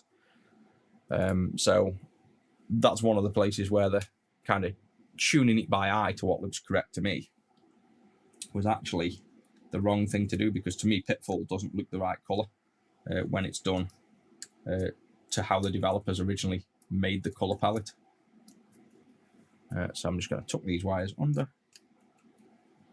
They all look nice and neat now, and then I'm going to keep them in a straight line like this, just so it looks neat. And get the clear. I can let go a minute while I get this out. Get some clear UV resin. UV torch, and we are going to straighten this out. Get a blob on here. So this is going to be like a UV curing resin. I want to try and keep the wires as close as possible so it looks neat. There we go, and then set this in. Get some UV light on there. So that's how those wires are going to stay in place. And then we can tidy them up here.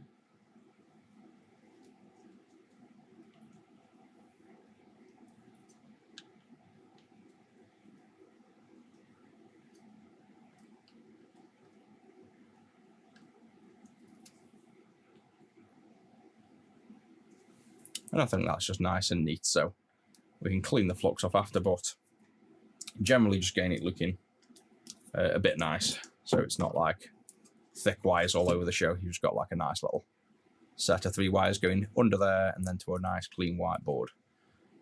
We need ground and 5 volts. Now, the last one I did, you got 2 options on this board. You can have regulated 5 volts or normal. I've now designed it to match the resistance of the ground and 5 volts. So we're going to use the ground and 5 volts. And let's check. I think the last cap we did was the one under here, which means this board's probably, I bet the other board was higher up. This one's lower down, but let's find the 5 volt basically, so we can tap onto 5 volt and ground. And we just want somewhere close so the wires are shorter.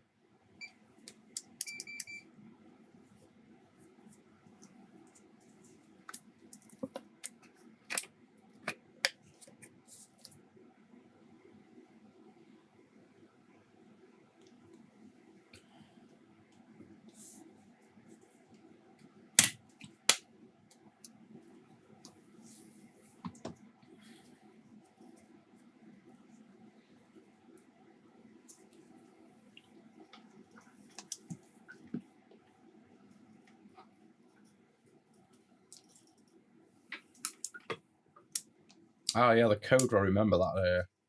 Is he still doing that? I presume he will be. I remember seeing him on and off a while ago.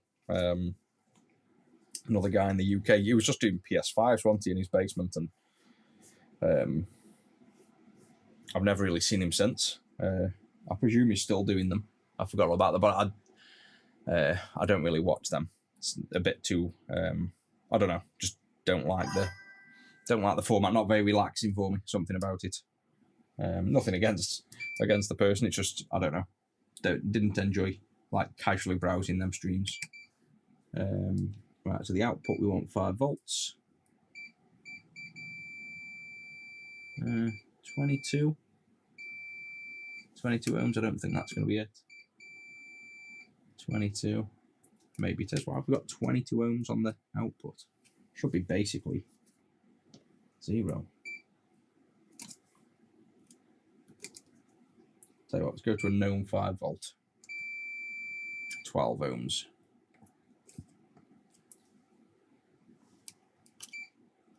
Oh, actually, I know the 5 volt on here is the bottom. Yeah, 23 ohms. That's actually quite a... I'm just probing on the LDO here on the output that we know is 5 volts. But interestingly, go to the output and go to, say, the top of here, which we know... sorry, the bottom of here, which we know is 5 volts.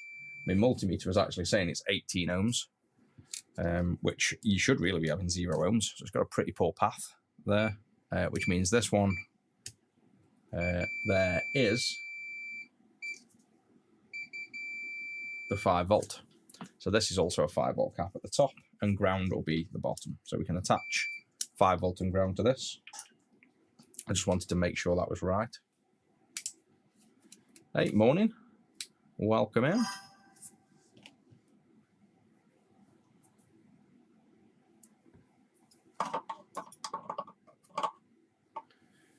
Yeah, we've just done a recap, so you got all like the nice ceramic caps everywhere now. So all that's done. We are CleanRGBing it the old way.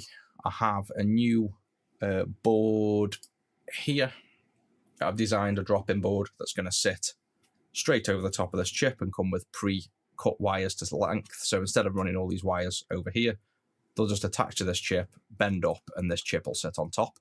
That's in production now as a prototype. So until then, I'm just doing, obviously, the hand wire version and the tuning like we did the other day. Not forgetting we've got to do the sync as well, because as we know, the sync isn't strong enough on this, and it needs to pass through the CleanRGB as well. So let's just do the ground and 5 volts first. Hey, thanks for that sub as well. Much appreciated.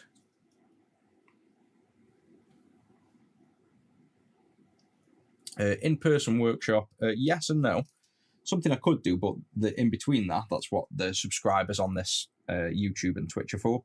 If you sign up for the paid subscription, I'm going to pretty much in the next week or two start doing, dedicated subscriber-only lives that are aimed at training people, basically, is the goal. Obviously, we can go through anything we want, because I'll be doing tons of them, so it's not like we need to be very strict and formal or anything like that. It's just we'll start doing the streams, and only the people that are in the subs can actually join those streams, and it's just a bit more one-to-one. So you want to ask me questions, or you want to be shown certain things, those streams are going to be aimed at that, the people that want a bit more kind of one-on-one time.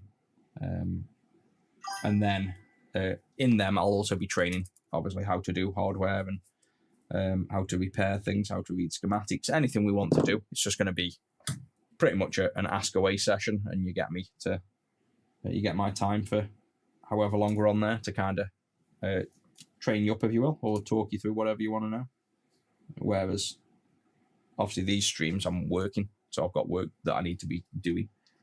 Whereas the subscriber only streams, I'm not going to be working as such. I'm not going to go on there with a job to do. So we've got more time to dedicate to the people that are on there, basically. And then if that works well, we might not need in person, or at some point I can maybe host a little event if there was enough people. I've had lots of interest in it, but the whole logistics of it, finding a place where we do it, a little venue, bringing all the equipment, making sure people don't fall out. It's a lot more work to do an in-person venue, and it's not something that I wouldn't consider. We've had quite a lot of interest in it. It's just something I don't really have the time to dedicate to just yet, whereas the streams I can make the time now.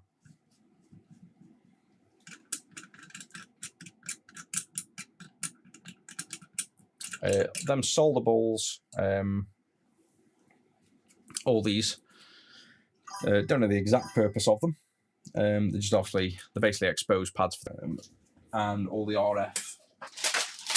There was a lot of stuff about having emissions back in the 80s and 90s, more than now, like radio frequency emissions, and this metal shield sits on here. There's also a top shield. Don't know where I've put that there. So these two shields sit over like that, and they'll be making contact with all them pads. So the very likely cause is to ground this shield without soldering. So it'll just touch and make contact with all them solder blobs. So it's almost definitely to make sure the shielding is grounded, to obviously then shield the EMI signals to pass through. So that's almost definitely what they're for, but obviously we don't know because we didn't make it. So we're guessing at what the Sega Techs did there, but that's a pretty good guess, I'd say. Right, that UV can go off a minute.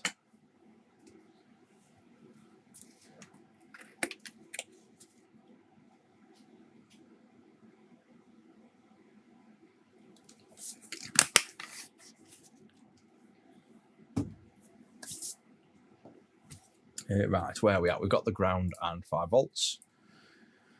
We got the outputs, so now we just need the inputs and the sync. So let's do the sync before I forget. And I've already forgot which one it is, so let me pull up the wiki. I only did it 2 days ago and I can't remember.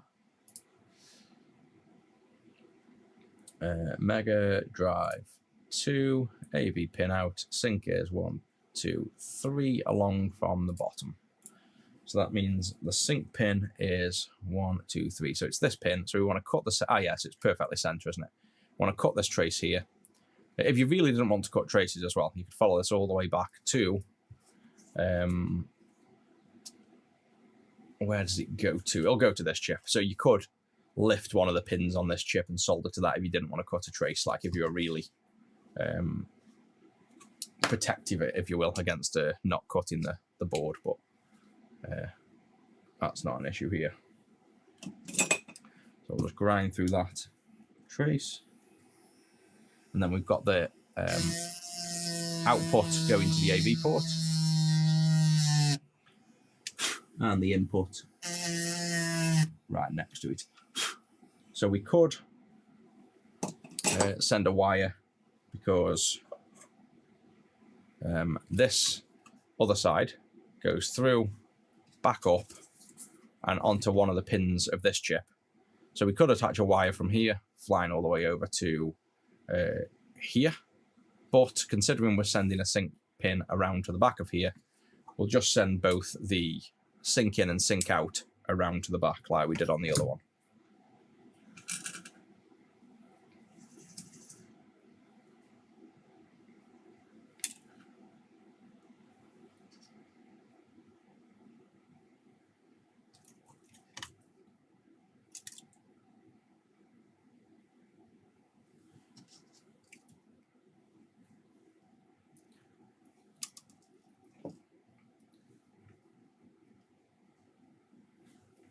So that sync in is going to go all the way around to the back and just cut him nice and long until we've put him in position. And then the sync out down here, we need to do the same.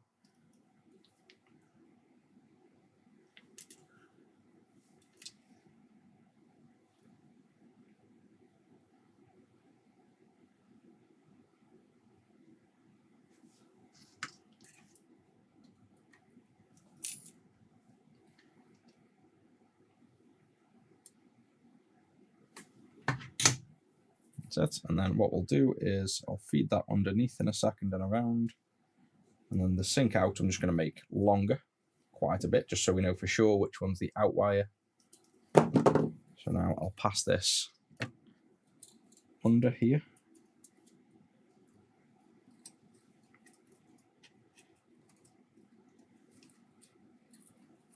and then pull it through. I've got a nice neat visual there then. I can hide under there. And now you've got these two. So what we want to do is join these together, straighten them out. We probably want to go, I'd say, you have to bear in mind that the shield's going to be pushing down on this. So we can either sneak it through this hole here. We could go through part of the shell that's not going to catch. Or, like, I think probably sneaking it through this bit here, because that will sit on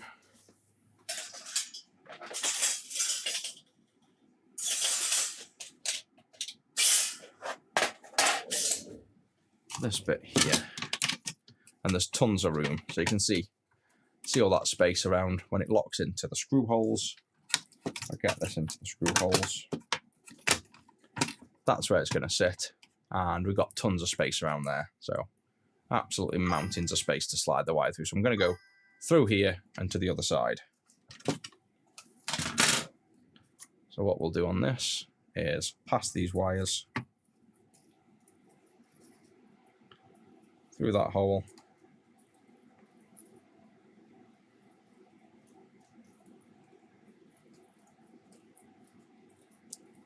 Like that.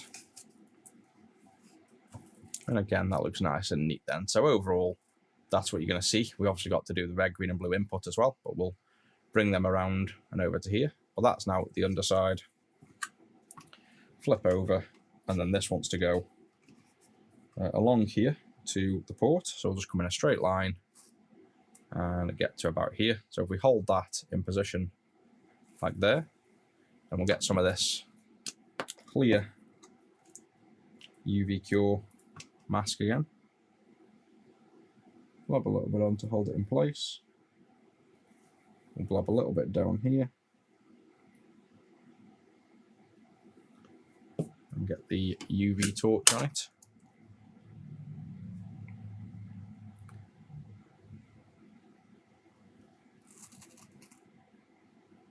And this will just keep the wire in place. It's purely for visuals. Good morning, welcome in. We're just doing a Mega Drive 2 this morning.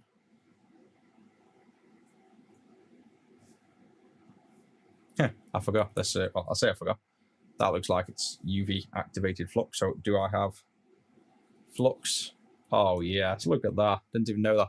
So this flux, this steri, HF, that's quite cool. HT. You can use a UV light to see where you've not cleaned. That's sick. Little things, but that's cool. And then look at my sponge covered in flux. I love that. I forgot about. I did actually read it on the website with it, but I forgot that was a thing. So UV light, clean me flux, and you can see how well you've cleaned. And then you go over here, flux. Why does that flux look like a picture of a dick? That's how has that happened? That's not even mine either. We haven't even worked over here. There we go. That's cool. So let's see. I don't think I've really cleaned the board yet though. Let's see how clean the board is. Oh yeah, look at that, that's wicked. Look at all the flux around the caps. It's not been cleaned off yet. And the flux up here. I don't know why that's so enjoyable, but I like that. So when we clean the board, you can now see where we've been, for one, and where we haven't fully cleaned up flux. That's wicked, I like that. So then you can also see, you could work under the light and like clean off. Get like a UV light and clean. Yeah, that's so cool. I'm not going to bother going too far with this yet because I'll just be fully cleaning this board in one go anyway. But yeah, that's wicked. I've totally forgot about that feature, that I've got flux that's UV reactive, so you know when you've cleaned it off the board or not. Right, so the point of this, before I got excited about a glowing blue light, this is now held in position. So that looks neat. And then we can go over here, go into here and get the length just right and snip them. So the longer one was the output, which goes to the port. So this is the shorter one, which wants to go to this pad here. We zoom in on that. Cut this to size pretty much accurately now, which is going to be that one. And then the other one will bend up to there, and we'll cut that one to length as well. And I don't want to move them now because I've cut them that close to the same length. We'll get confused. So let me just let me put a kink on that in case it moves. There we go.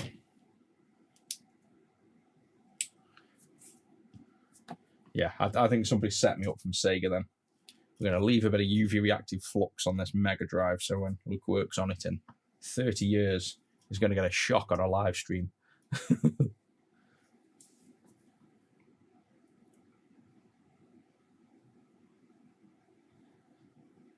Somebody's going to go on Twitch and make that a clip now as well. It's going to be the thumbnail to the whole video.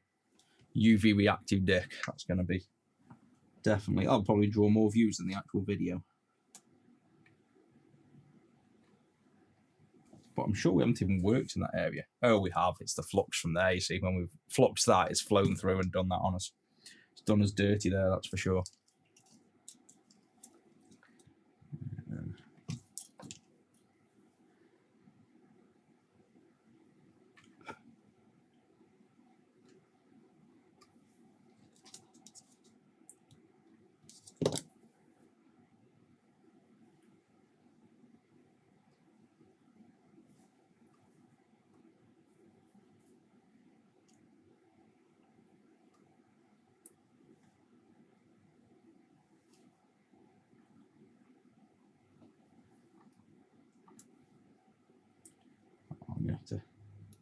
That's kind of annoying.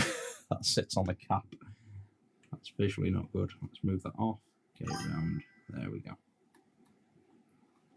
So I think that looks clean enough there.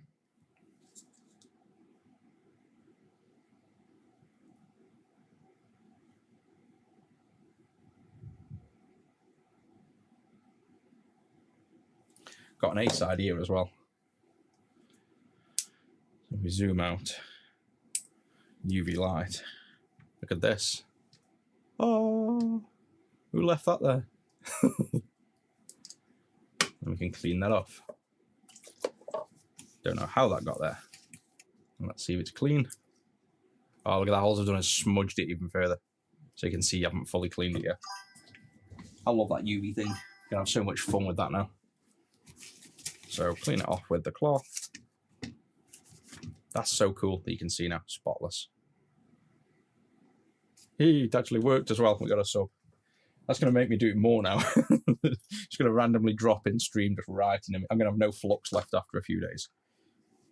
Got through an entire tub of flux in one stream, just writing on everything.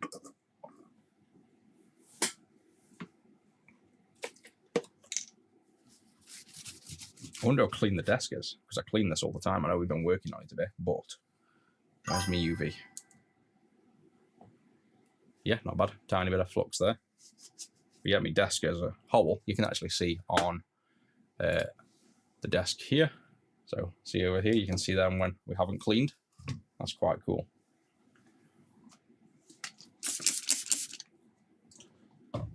Small things amuse small minds, I guess.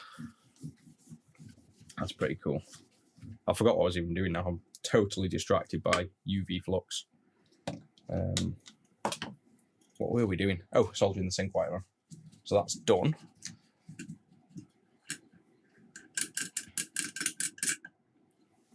Thank you very much. I don't think I've ever had any bits on Twitch yet. It's only just started. Right, so we have this now. Yeah, bedtime for you. See you in a bit. Thanks for joining. Buffering, is it buffering still? It could be the internet signal.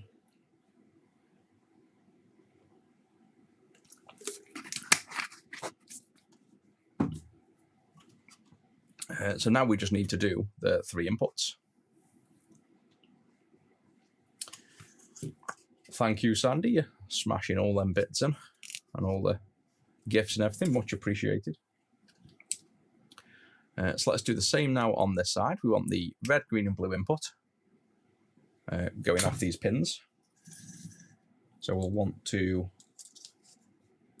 put the flux down.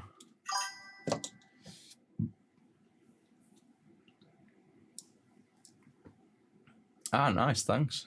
It's like I say, it's all appreciated, even if it's anything, basically. It's all just shows appreciation for the channel. And starting out, it's nice to see. It's enjoyable to see people do actually appreciate what I'm doing. That money will definitely be spent on Rusty. I'll have to get him some nice treat. I wonder if he's still sleeping.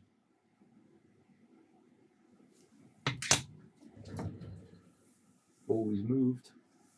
Let me see if he's round the corner.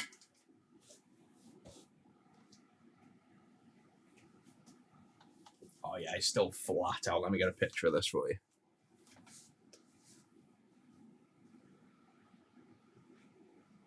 Oh, he spotted me taking a picture. He was flat out round the corner. He's sitting on my shoes. So he's there on a zoom out. He was flat out there. He's waiting for me. That's the games room just outside the door. And he was just on his side snoring, but he's seen me pop round the corner for a picture.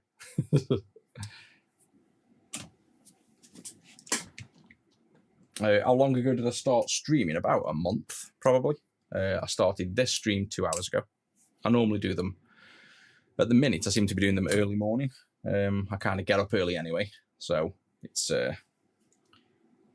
it kind of works well for me. Everybody else is asleep, and I just crack on with work. Yeah, defo should get a pub cam. Everyone, most people prefer to talk about Rusty on the stream than anything else when they realise he's about. He came on the first stream earlier. We had a baby stream at the start where the TikTok stream wasn't working. It still isn't, so we just didn't bother streaming this on TikTok for today. But I basically started the stream with the goal of doing all this, and then realised TikTok wasn't working. But in between that, Rusty had come down, wanted feeding and treats. So Rusty come on stream, and then we ended the stream because TikTok wasn't working. So basically we just got like an 11-minute stream of just me feeding Rusty and him sniffing an Amiga at the desk. So if you watch the one from earlier, the 11-minute stream, it's basically just me cuddling Rusty. But yeah, we need a dedicated rusty cam. I can set it up as well. I can use a droid cam, set up a little Android, so we can have a permanent baby photo of Rusty on stream.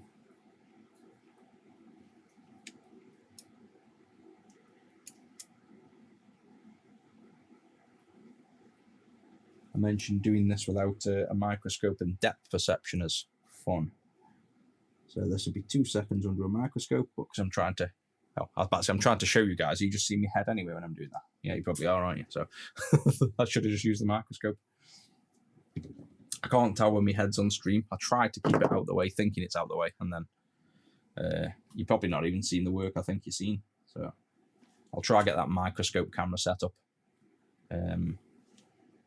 The microscope HDMI, so that I can actually do certain things like this where I could really do with the microscope, but without getting me big fat head on camera. So is the head on camera there? No, cool. I could set up a chat thing in Twitch actually. So if you put exclamation head, it plays a noise or something, like shift your head, and then if I'm looking down working, you guys could comment to tell me to shift my head. That might work. Right, so we've got these. Have I made them long enough? Yeah, they're just about long enough. So, well, that's the other side, but yeah.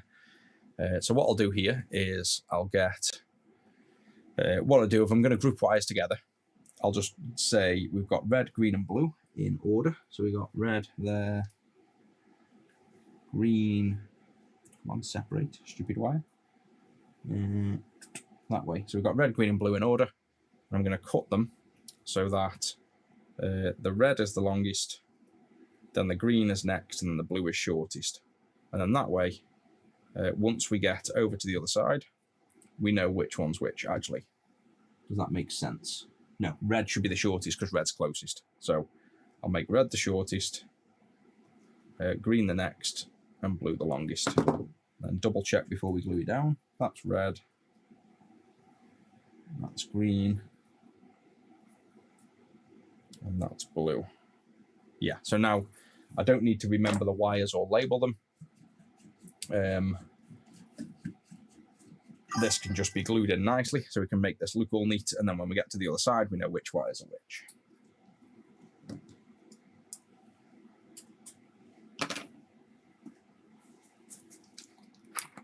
Yeah, we should, I'm trying to think where he always is. I could definitely get, in fact, you know these ops cameras, I think they're wireless. They only last a few hours, but we could have, we could definitely have a wireless Rusty cam. The problem is if people are wandering around or Rusty moves, we're going to have a camera of my kitchen or something, and somebody could be doing something else. Not that it matters, they won't be doing anything, you know, funky, but yeah, I think we do it. I am really tempted now to get a Rusty cam that's permanently on stream.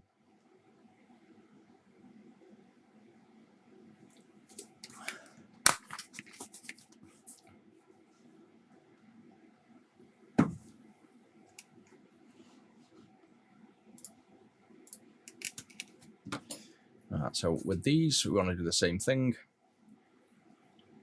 We want to go around here, I'd say.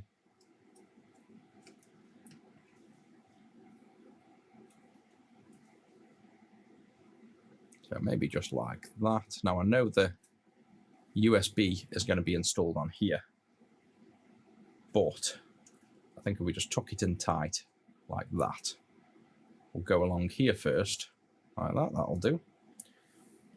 And again, I'm not one to be too fussed about ridiculously neat. Ooh, that's a lot. I blobbed away too much on. You know, I don't go crazy neat on things. I want it to be neat enough that it looks clean, but I don't want to spend all my time straightening wires up. So yes, this can be neater if you look at it, but I want it to be just neat enough that it looks good and clean. So that's a straight enough line. All that, get the UV.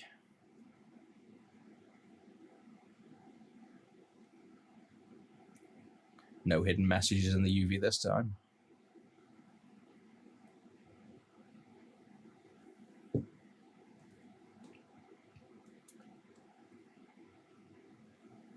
The OBS Tiny 4K. Yeah, I'm almost definitely tempted to get one. I don't know what mine is. Is that what mine is? I think this think this one is the tiniest. I need to put a sticker on because I get it asked all the time, but I think this one with the movie stuff moving around, I think this is the tiny 4K. That's a bit crazy, but it's the battery powered one, isn't it? So that's like a £2,000 camera, I think. I don't mind spending £2,000 on Rusty Light, but I think I could also do more of a. I could make the battery solution myself and make the smaller ones battery powered if they were wireless. But yeah, definitely contemplating wireless Rusty cam. That'd be pretty sick. Right, so we'll tack that over here. It goes past here. We can obviously bend this after into position wherever we want, like shape it. So I'm going to just apply some of the UV cure here. Nice big piece, so we've got a bit of strength in it when we flex these wires.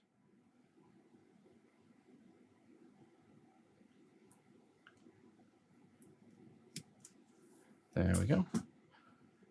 Let's have a look at that cam. I'm sure the one I brought was at least £1,000, if not two. I've got that many, I can't even remember. Let me have a look. Yeah, 1,200. Oh, tail 2 I've got, not tiny 2. Oh, the tiny 2's this thing. My face cam's the tiny 2. Is that's not battery powered, is it? But if it's wireless, I could use that. But yeah, either way, well, it's got tracking on as well. I could get track Rusty. We'd have a Rusty tracking cam. And then we'd know when he's on his way in. I bet he's asleep again now. You can see if I can sneak a sleeping picture without him waking up. Oh, thanks for the cheers.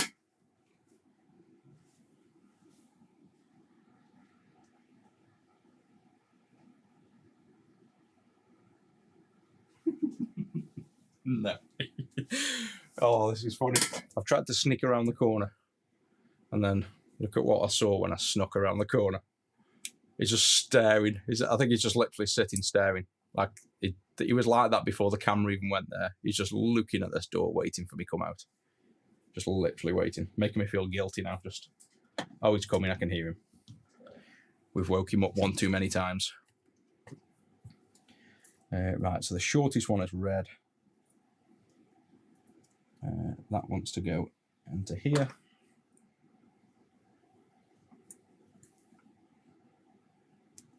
Got that one. Next one was green. So that will go here.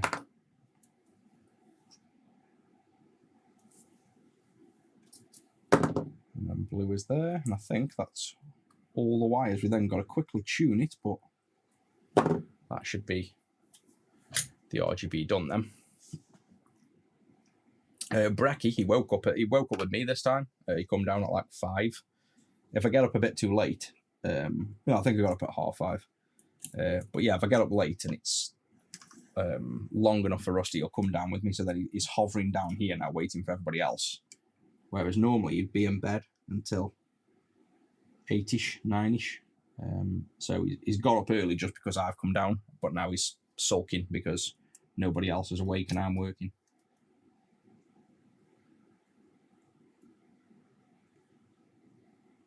So that's why, another reason why I try to come down nice and early. Oh God, wait till you see where he is now. It's like this is turned into just a Rusty stream. Let me get that face.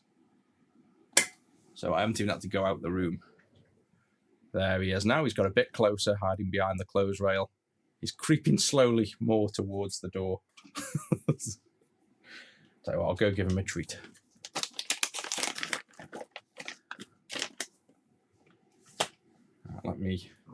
Let me zoom out. Let's bring him on a minute. Zoom out on there. Let's go get the little pug.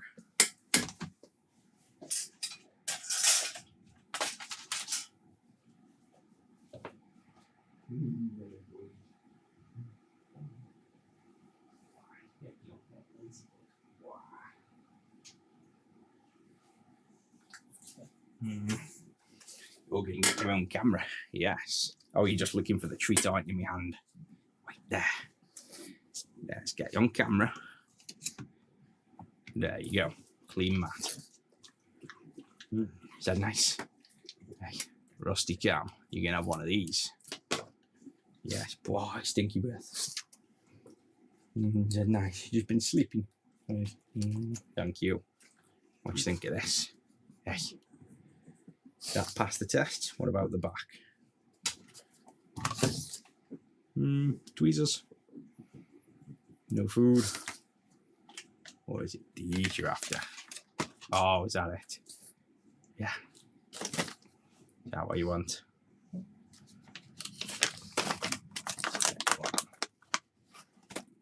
There you go. Face cam's died for some reason. There we go. Yeah, that's it. You had 3 treats. Never mind looking at them. They're gone. Yes. Yeah, that's all good. We're nearly done. Oh, can you smell the UV? Hey. Right. You go back to sleeping. I'll come out in a minute. Out you go.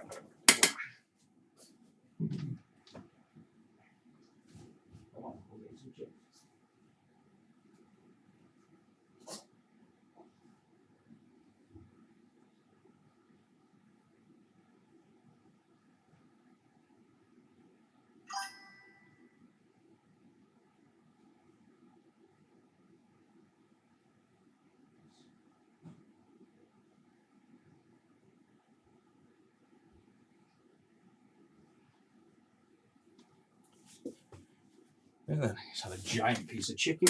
And he'll probably still be running up here in a minute. Man.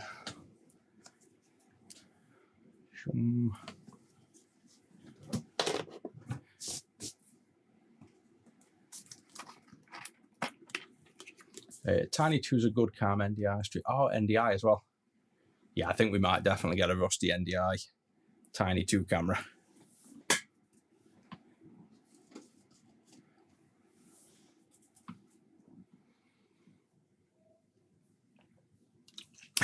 Nice thick pug. Someone called him a unit on stream. I wasn't very impressed. Yeah, it used to be nice and trim up until about, I think, 5. And we went away on a cruise for 2 weeks. And basically, he goes like a boarding, like, you know, like home boarding. So he lives with a family and just a few other dogs. And when he first went, all the other dogs were quite happy to have the food on the floor, you know, in the bowl whenever they're ready for it. Of course, Rusty is a food monster. So what would happen is the lady would put the foods out for the dogs in the morning. Rusty comes strolling down at 5 o'clock, wipes out all 3 dogs' food. She didn't notice. The other dogs were starving for 2 weeks. Rusty ate for 2 weeks like a king. We picked him up and he was as fat as fuck. We're like, oh my God, what? He just come walking out like, boo, boo, boo. We're like, what the hell's happened? And he'd been chomping the dogs. He probably had like the equivalent of 10,000 calories a day for 2 weeks. And he was massive. So it took us a year to get the weight off. He's never got back to like trim. He used to be lovely and trim. But now he sits constantly at like 9 to 10 kilograms, which is the heaviest you want them to be without them having issues. But he's perfectly healthy. He's, what is he now? He's 11 now. One of the healthiest pugs we've seen. Everyone always comments on it. So he lives a good life, but we do make sure we trim him up in cycles. But I just think as well, with his age, you don't need to go over crazy keeping them super thin. He's enjoying his life and he loves food. I'm not going to take too much away from him. Yeah, I was laughing when someone called him a unit on the last stream. I was like, no. He's a trim dog. He's nice and slim. To me, he's a slim junior pup. That's what I like to think of him as. But he defo loves his food. Right, that is all that done, I think. No, he's got no breathing issues, no issues whatsoever. He's never had an issue, really a health issue at all. The only thing is his eyes aren't that clear. But even as a pup, when we first had him, he'd already hit his eye, so he'd already got like an occlusion in his eye. But he's had that since a pup, so he knows no difference. So his centre vision If you go up to him like and put something in his face like this, he'll be like wondering what's going on. But he's got side vision and he's got decent vision. He sees you from miles away. But he's got occluded central vision. So other than his eyes being a little bit more, they don't look clean like eyes. They look like they've got black patches and stuff. But he's had that all the time. No issues whatsoever. He's had no issues with anything, basically. So like I say, genuinely one of the healthiest pugs I know. So that's pretty much the finished install there. So that's as clean as you get, really. That's as clean as I get. I think it's clean enough to do the job. So now we need to tune it all in, basically.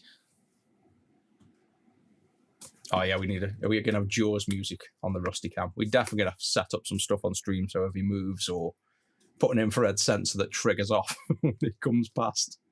To be honest, we need to reserve the Jaws music for the missus. That's what we need. When the missus comes through that door, the one between the kitchen, we need to play Jaws music.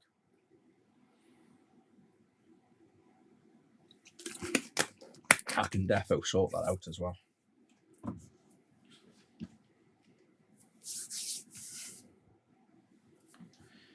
Rescued one around 5 years ago. Oh, yeah, the large cyst on the rear. I know, it's shocking. I'd literally sell my house to make sure Rusty gets the best life, genuinely would. If he needed something doing and it costs hundreds of thousands, I'd spend it, I'd find it and spend it. I think they're the best thing in life. They're just loving and caring. How people can mistreat them or not love them is, I just don't understand that. I never will. Right, so the only thing left on this is to tune it. Yeah, if you've asked a question, just either pop it in again. I'm just still reading through them at the minute. We've got quite a few that popped up. But yeah, if I've missed it, just don't feel thingy about just spamming the chat. I'll see it again then.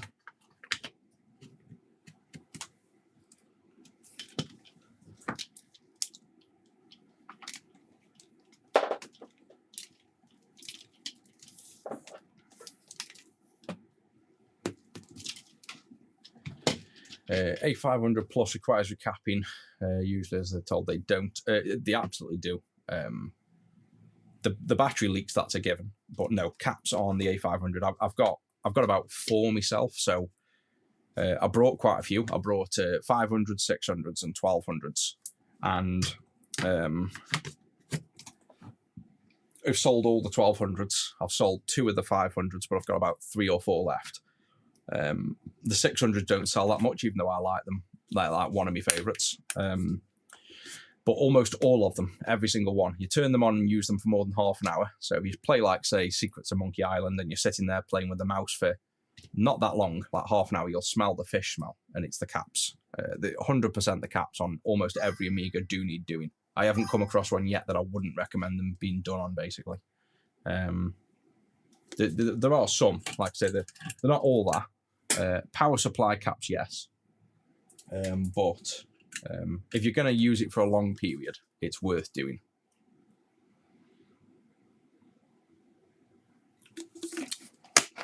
Usual schedule at the minute, yes, I've got no official schedule, but I do seem to be doing. I've probably done now early morning streams for me, probably constantly for 2 weeks.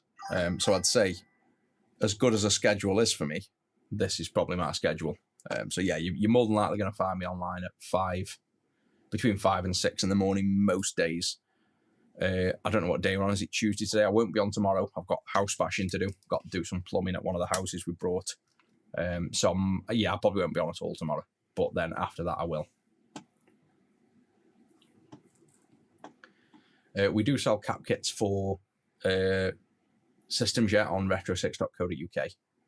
I need to expand it to more systems. We've done it for quite a few, but I need to really get back to doing them for more systems because it is one of the main things we sell. Oh yeah, the Cartoon Classics one. I've got that boxed. In fact, no, I've got a plain boxed one as well. But yeah, I've got the Cartoon Classics box. I've just had an Amiga 1200 I bought. It was boxed up the other day. It's now unboxed. Behind me, if I move it out the way of the camera, still on the way. Got that boxed Amiga there. Come with absolutely tons and tons of games like floppies. I've got hundreds of them in there, so I'll probably give them away to customers as they are, buying the Amigas. I'll chuck them a load of floppies in. How convenient the Streamlabs bot I set up and forgot all about. As just said, buy Rusty a treat. Mega Drive 2. Oh, Scott lead. I hope I've got one. Uh-oh.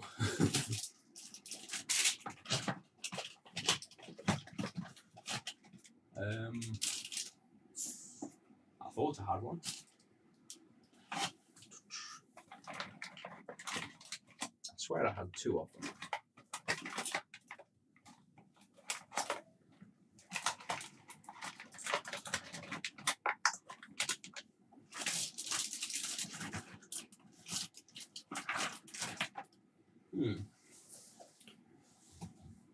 It's in here. I hope so. Yes. That's right. These are prototype cables. I haven't actually. They're in production now as we speak. I thought I hadn't got one left. I've actually got two left. No, so that's a Saturn one. That's the prototype Saturn. So I'm hoping this without the label is the final prototype Mega Drive 2 cable. Oh yeah, the CD32 I've got. I think I've still got one left. Yeah, I have. I gave one a friend. I love cars. I buy loads of cars. I used to have a load of different Porsches. I went through a phase where I was buying pretty much every model of Porsche slowly. And I know the guy. I got to know the guy that worked at the Porsche dealership quite well. He was like a nice, friendly guy. So I got to know him a bit more on a personal level. And he used to look after us all the time. If I wanted a certain Porsche, I might change that port. That's quite a stiff port.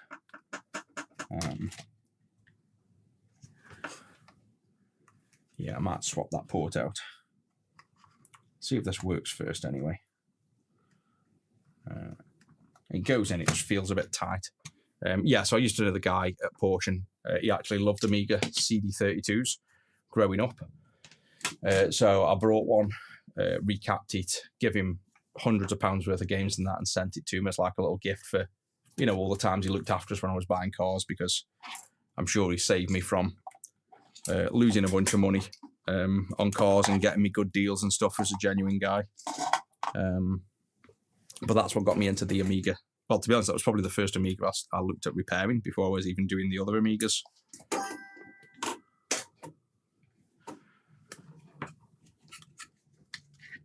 Oh yeah, I know about the pads. They are shocking.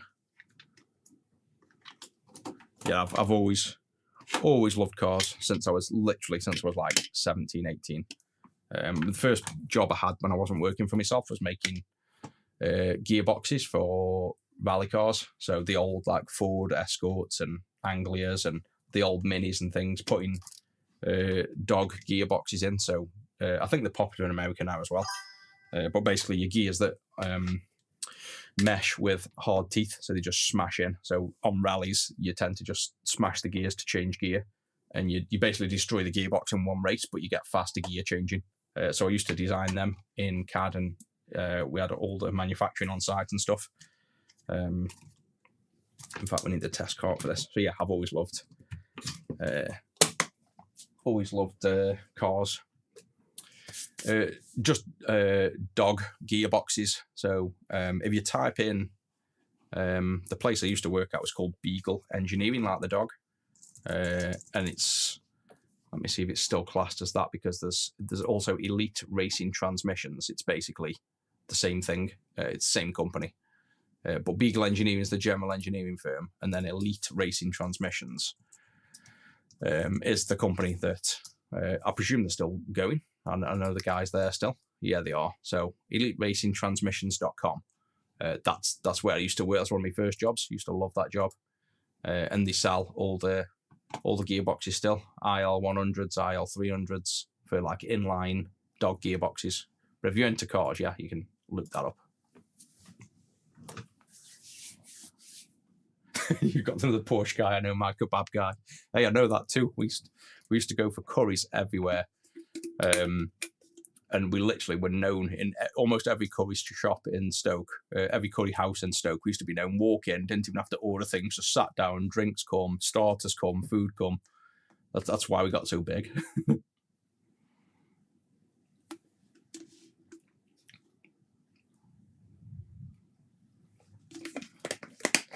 PPG sequentials, I've not even heard of that. I've been out the car scene in terms of like the engineering for a little while.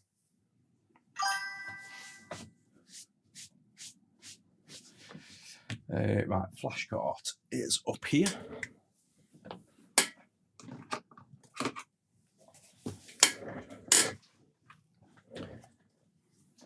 Archimedes, no, not that I know of.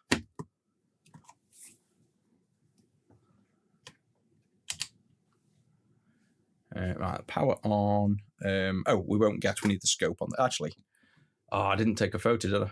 I did it on the last stream of roughly where to turn these dials. Oh yeah, and we need to change the resistors, don't we? Missed one step. Say missed one step. We don't need that in. But we need to change this resistor on these three to 3K. We did it on to pull the DC offset enough out the way.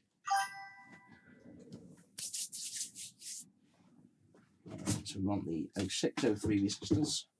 What time are we on now? Nearly 9 o'clock. Well, when you get up later, the day goes much quicker. So I'll get 3 of these 3Ks.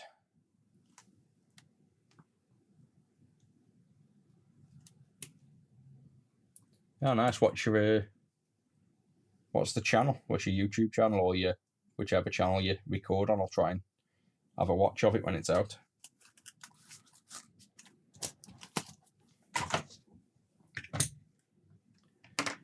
Right, so this is allowing us to pull the DC offset from the input to the RGB because they're like 2.4 volt offsets.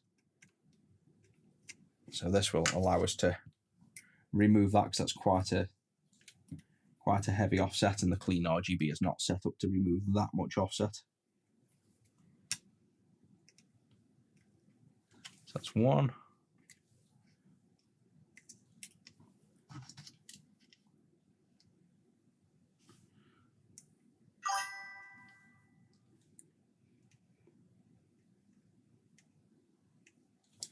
It's 2.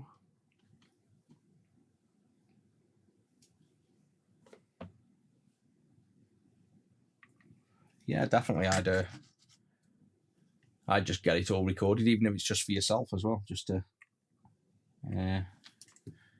I like the streaming because, like I say, we're having a chat, and normally I'll say about 6 words all day. Otherwise, so it's kind of nice to have I'm effectively sitting here talking to myself on camera, but you guys are actually there in a sense. But yeah, it's nice to just have a bit of feedback and chat while you're working. It slows the work down a little bit, but it also makes it a bit more enjoyable. Right, so that now, we don't need to plug back in the AV port for now. We still need to tune it. So all we need to do is, what I'm going to do is if I just boot Sonic up, save going into the flash card and plugging in composite like we did before to try and figure out where we start. Just going to plug any game in, just so we get something on screen, tune it roughly to where it needs to be, so then I can get the RGB working, and then we can use the RGB to get back in the menu. So that'll make a lot more sense in a second.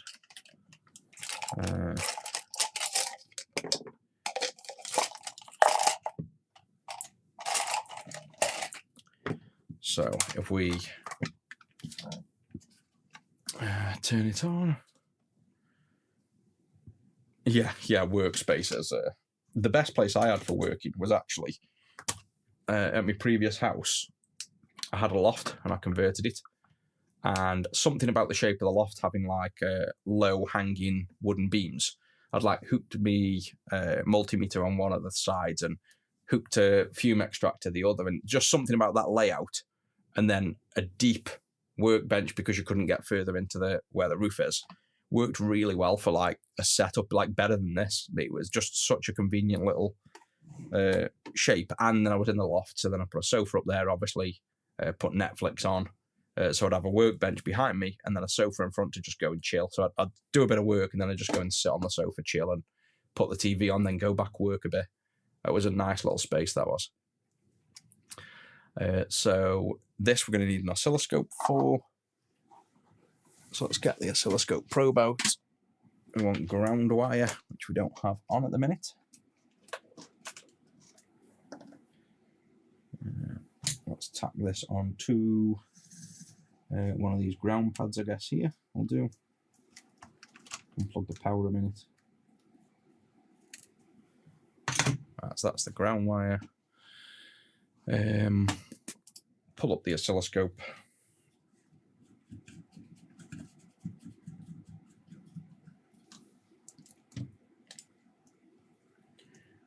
Grip on this. And now we should be able to move that over there.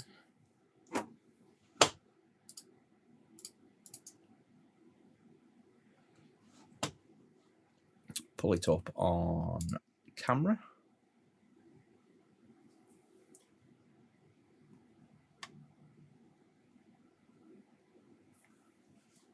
Yeah, definitely just let me know on one of the Mega Drives. Well, you're subbed as well, so when we do like the sub-only streams, you can also ask on there and we can dedicate to try and repair it. I'd like to try and do something where we can get something interactive on screen when we do that as well. So if we're going to do like specific streams for subs, get some way where you guys could actually share.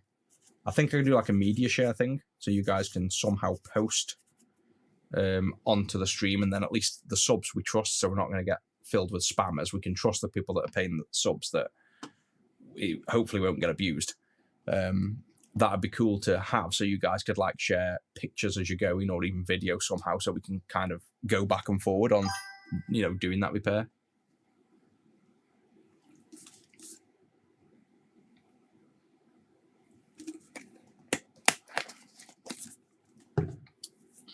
That's a good point. We can do it through Discord. Yeah, it's a very good point. It's just simple as that.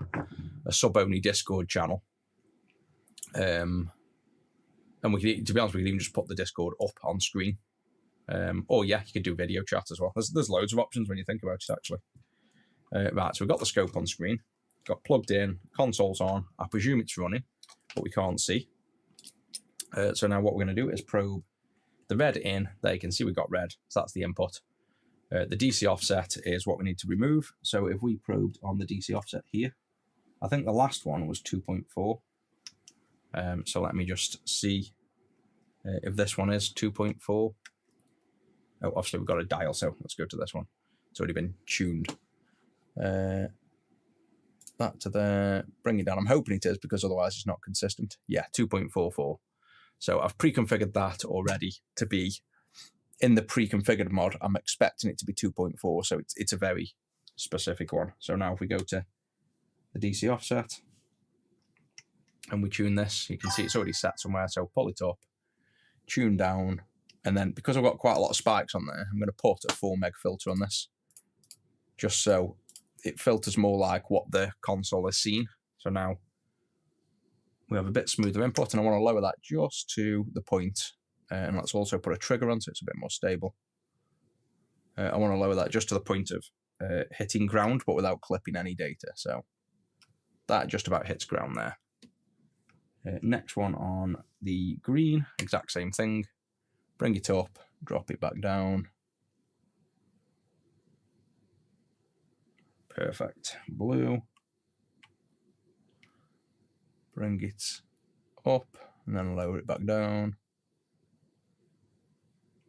Perfect. So that's the DC offsets. And now we don't know a white level because this game's just plain, so we might not have white on the screen, but we'll just tune this close to it, and then we can plug it into the actual receiver and then load up the test card to get a true white screen. So 0.2 volts there is where we want the signal to come out, and 1.4 in the amplitude, which is 1.6 there. So we want the signal to fall right between these on each pin. And obviously, like I say, we might not have white on the screen, so gain all the way down on all of them. And now we can turn this up until you can see it's already hit the 0.2 as it should. We just need to increase that until the top hits there, which is rough there. We got something like, and we'll tune it properly when we get the white screen loaded on the test court. So that's somewhere like, and that's somewhere like, so that's good enough now that we should see something on the actual RGB output. The OSSC I'm using is an Amazon one, so I buy from the same supplier every time, just so I get consistency with, well, as consistent as you can get. Let me just pull it up. Orders, I've only just recently ordered another one, because we also sell them to customers as part of like some of the upgrades. So I should find it, there we go. This is the, you're on Twitch, let me just send the message straight in Twitch. Oh, join Twitch. I can't post messages in the Twitch chat. Okay, let's just spam it across all the channels then. There we go, so that's the link to the OSSC, basically. Yeah, so I just spotted your message, Phil. Enjoy your day if you were still on. We won't be far off now. Right, so this now should give us something on the OSSC. So if I plug this in, we might need to change this AV port because I feel like that's quite a tight port, that is. I feel like that really, I don't know, doesn't feel like it wants to go in. This might not even be the bloody Mega Drive one either. That's the other thing I don't know of for sure, because it's still the prototype cables, but I'm hoping that's the Mega Drive one. Tap in. There we go, look at that. So now we know that is the RGB. We haven't tuned it perfect yet, but you can see already how clean that is. We're fairly close to it. So what we'll do now is get the test cart in and go to a white screen and tune this perfectly. Oscilloscope. The OSSC, no, it's a HDMI output, but I've got the HDMI running into a Elgato Camlink 4K to capture it on screen. So anything that captures HDMI will work with it. Oscilloscope, it's a Picoscope 6402D, the exact one I'm using, but if you want a basic one, I have some spare, so if you wanted to buy one for like £30–40, they're £120 to buy new and they're still sealed. I used to sell them, so I can chuck you one for like a really low price if you wanted an entry-level Picoscope.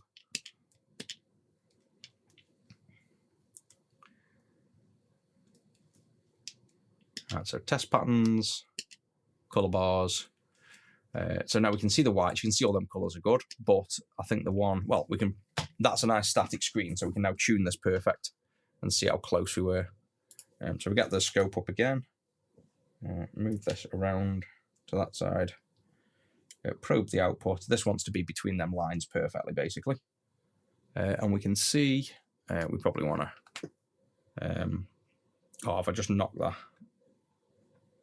yeah, just knock the power switch, so I'll have to go back into that. Oh, wrong one. I want to burn this 240p test switch straight onto a cart, or just get a flash something onto a Mega Drive that just boots to a white screen, so you don't have to do this bit. All right, that's back on. Let's try not to knock it off this time. Yeah, if you want that, just it'll work on pretty much everything. It's good enough for every retro console. They're not as fast and as good as this one, but they're good enough for 90% of everything you'll need to do. And then if you needed more than that, I'd still recommend Picoscopes. Just go higher models, basically. So we can get this bigger. This now wants to be up to the 0.2 and up to the 1.4. So that's where we want it to be. You can drag this over and up to the very top. Yeah, so to be honest, I'm going to go back on that screen. I'm going to go with a pure white screen. I don't know why I'm doing a screen with more info on than it needs to be. Let's just actually go to a pure white screen, so it's very clear and in your face. We don't need all that. We can just literally do color screen, white and RGB screens there, white screen. Let's just keep it simple. And now when we probe this, we'll just have a solid, flat DC signal. So there we go. So that wants to tune up to that bar, basically. So we were a little bit off. We can tune that up to there. Green.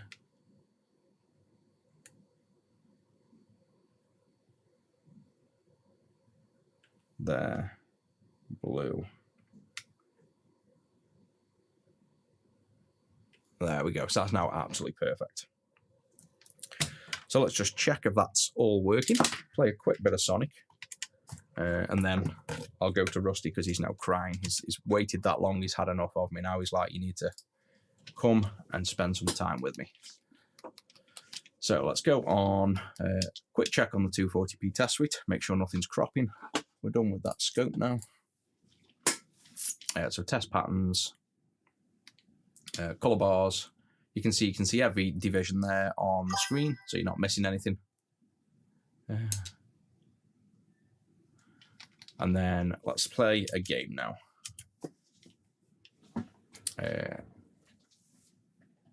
Oh yeah, let me see where he is now.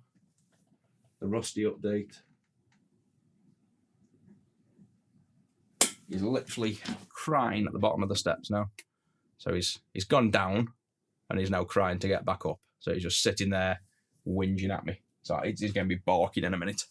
So we've got a few more minutes to wrap this up. Let's chuck on Sonic, I think, again. Sonic the Hedgehog. 1 or 2. I think I'll do 2. See, I didn't see 2 the other day. I thought that was missing. And the problem with this is we have that massive stream delay. So this is I still haven't set up. I just keep coming on streams and then not fixing all the stuff I say I'm going to fix, which is I want to run it through the CRT so I can sit and play on the CRT. I still haven't done that yet. But yeah, you can see how nice this is. Let's just blow it up on screen a minute so you can see full screen. But yeah, look at that. Perfect RGB, as you'd expect. Really nice.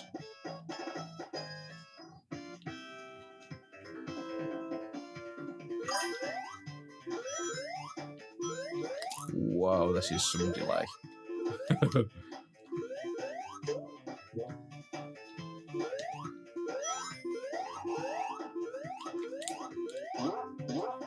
Did Tails do other people's heads in or just mine? Oh no. Oh yeah, I forgot down here. I accidentally did the secret, I forgot it was there. No! Oh, I knew I was going to touch that. And is the Tails one where you plug in the second controller, you can control Tails? Is that this version of Sonic? I think it is, isn't it? You got like a little Easter egg where if you plug the second controller in, you can basically play with Tails on the second player. Ooh, to get the checkpoint.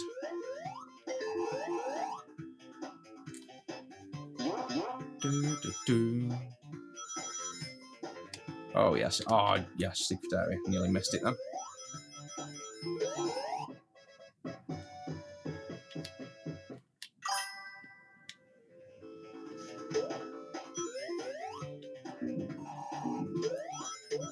I should try it actually, shouldn't I? There's Tails here. Let me see if I've got that second controller.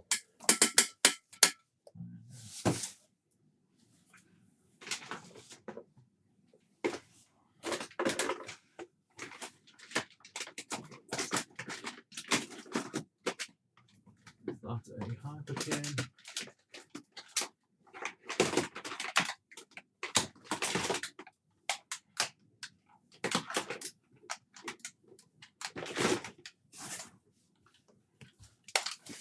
Oh, he's back up. He's staring right outside the door. So let's see if, and this is a hyperkin controller, but I'm sure. Genesis, I'm sure it is. So let me unpause and then see if the second controller. Yes. Play Tails. Right, you go away, Tails. Will he stay there now? Let's see if Tails stays there. If the second player's playing him, will he actually stay? Ah, yeah, so you can get rid of tails. Plug in a second controller, walk him off screen and leave him there. The Picoscope, I think it's the 1-1 something. Let me just find out. Picoscope. It is the... let's go on here. If it's the one I'm thinking of. I've got them in the garage so I can get you the exact model. I think it's the 2205A. They're going for 100, actually £198, but like I say, I can do it you cheap anyway, like £40–50, something like that. It might not be that version anyway. It's it might be the 2204, but yeah, it's basically, if you type Picoscope and then 2204 or 2205, it's one of those two, and it's like the entry level scope, but it's a true scope where it'll say it's only 10 megahertz, but it's true 10 megahertz, and it reads even like Game Gear clock signals up to 30 megahertz. So, whereas if you brought an oscilloscope online, that could tell you that it's 100 megahertz, and it's not even, doesn't even do 10. I did a lot where I was testing all of the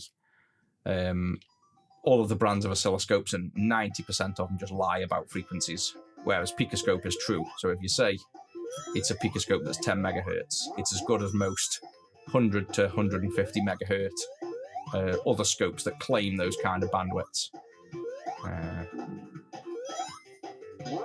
Oh, well, it's even harder when you've got stream lag and Sonic's going 1,000 miles an hour.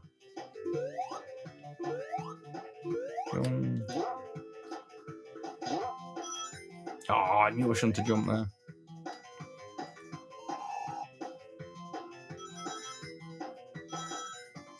Yeah, just drop me a message on Discord or email me. Oh, I've missed that one as well. Email me contact@retro6.co.uk, whichever. Or you can just go straight on retro6.co.uk. Go to Send and Services, and then at the bottom there's something called Bespoke. I can't go backwards. Bespoke Order, it's called, at the very bottom. If you just go to that, you can enter whatever price you want. So enter £30–40. If you're in the UK, just chuck in 10 quid for DHL delivery. If you're international, chuck on 20. So basically, it'll cover the postage as well. And then just leave a note on the order saying, Picoscope, please, and then I'll see it. And then, I can get you sent that way as well.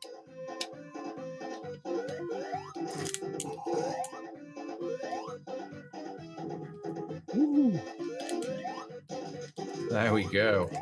Yeah, that's another CleanRGB modded Mega Drive anyway.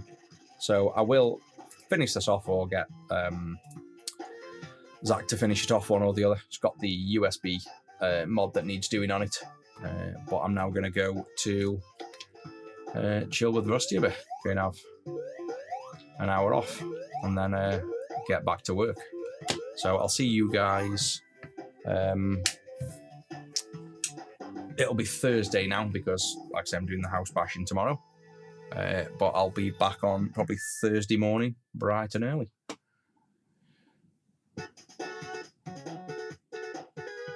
Oh yeah, I remember the Vectrex. We've actually stopped working on them just because part of trying to keep on top of all the orders there, one of the ones that only I'd work on and not Zach, and I have even less time, so we don't really officially work on them now either. Although, we get requests every day for working on stuff that we've ended. It's just trying to keep up with the amount of work we have, basically. So yeah, thanks for joining in, everyone. TikTok didn't work this time, so they've all missed out, but I think it's been perfectly fine with all the other platforms. So catch everybody on Thursday, and yeah, have a good day.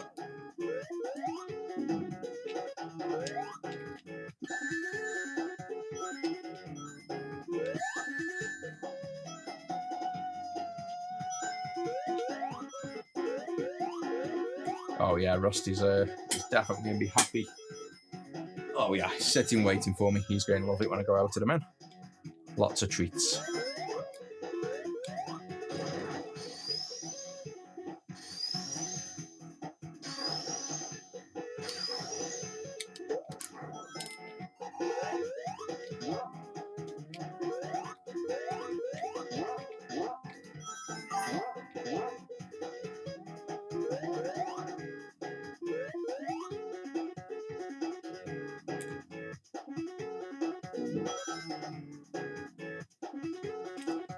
There we go.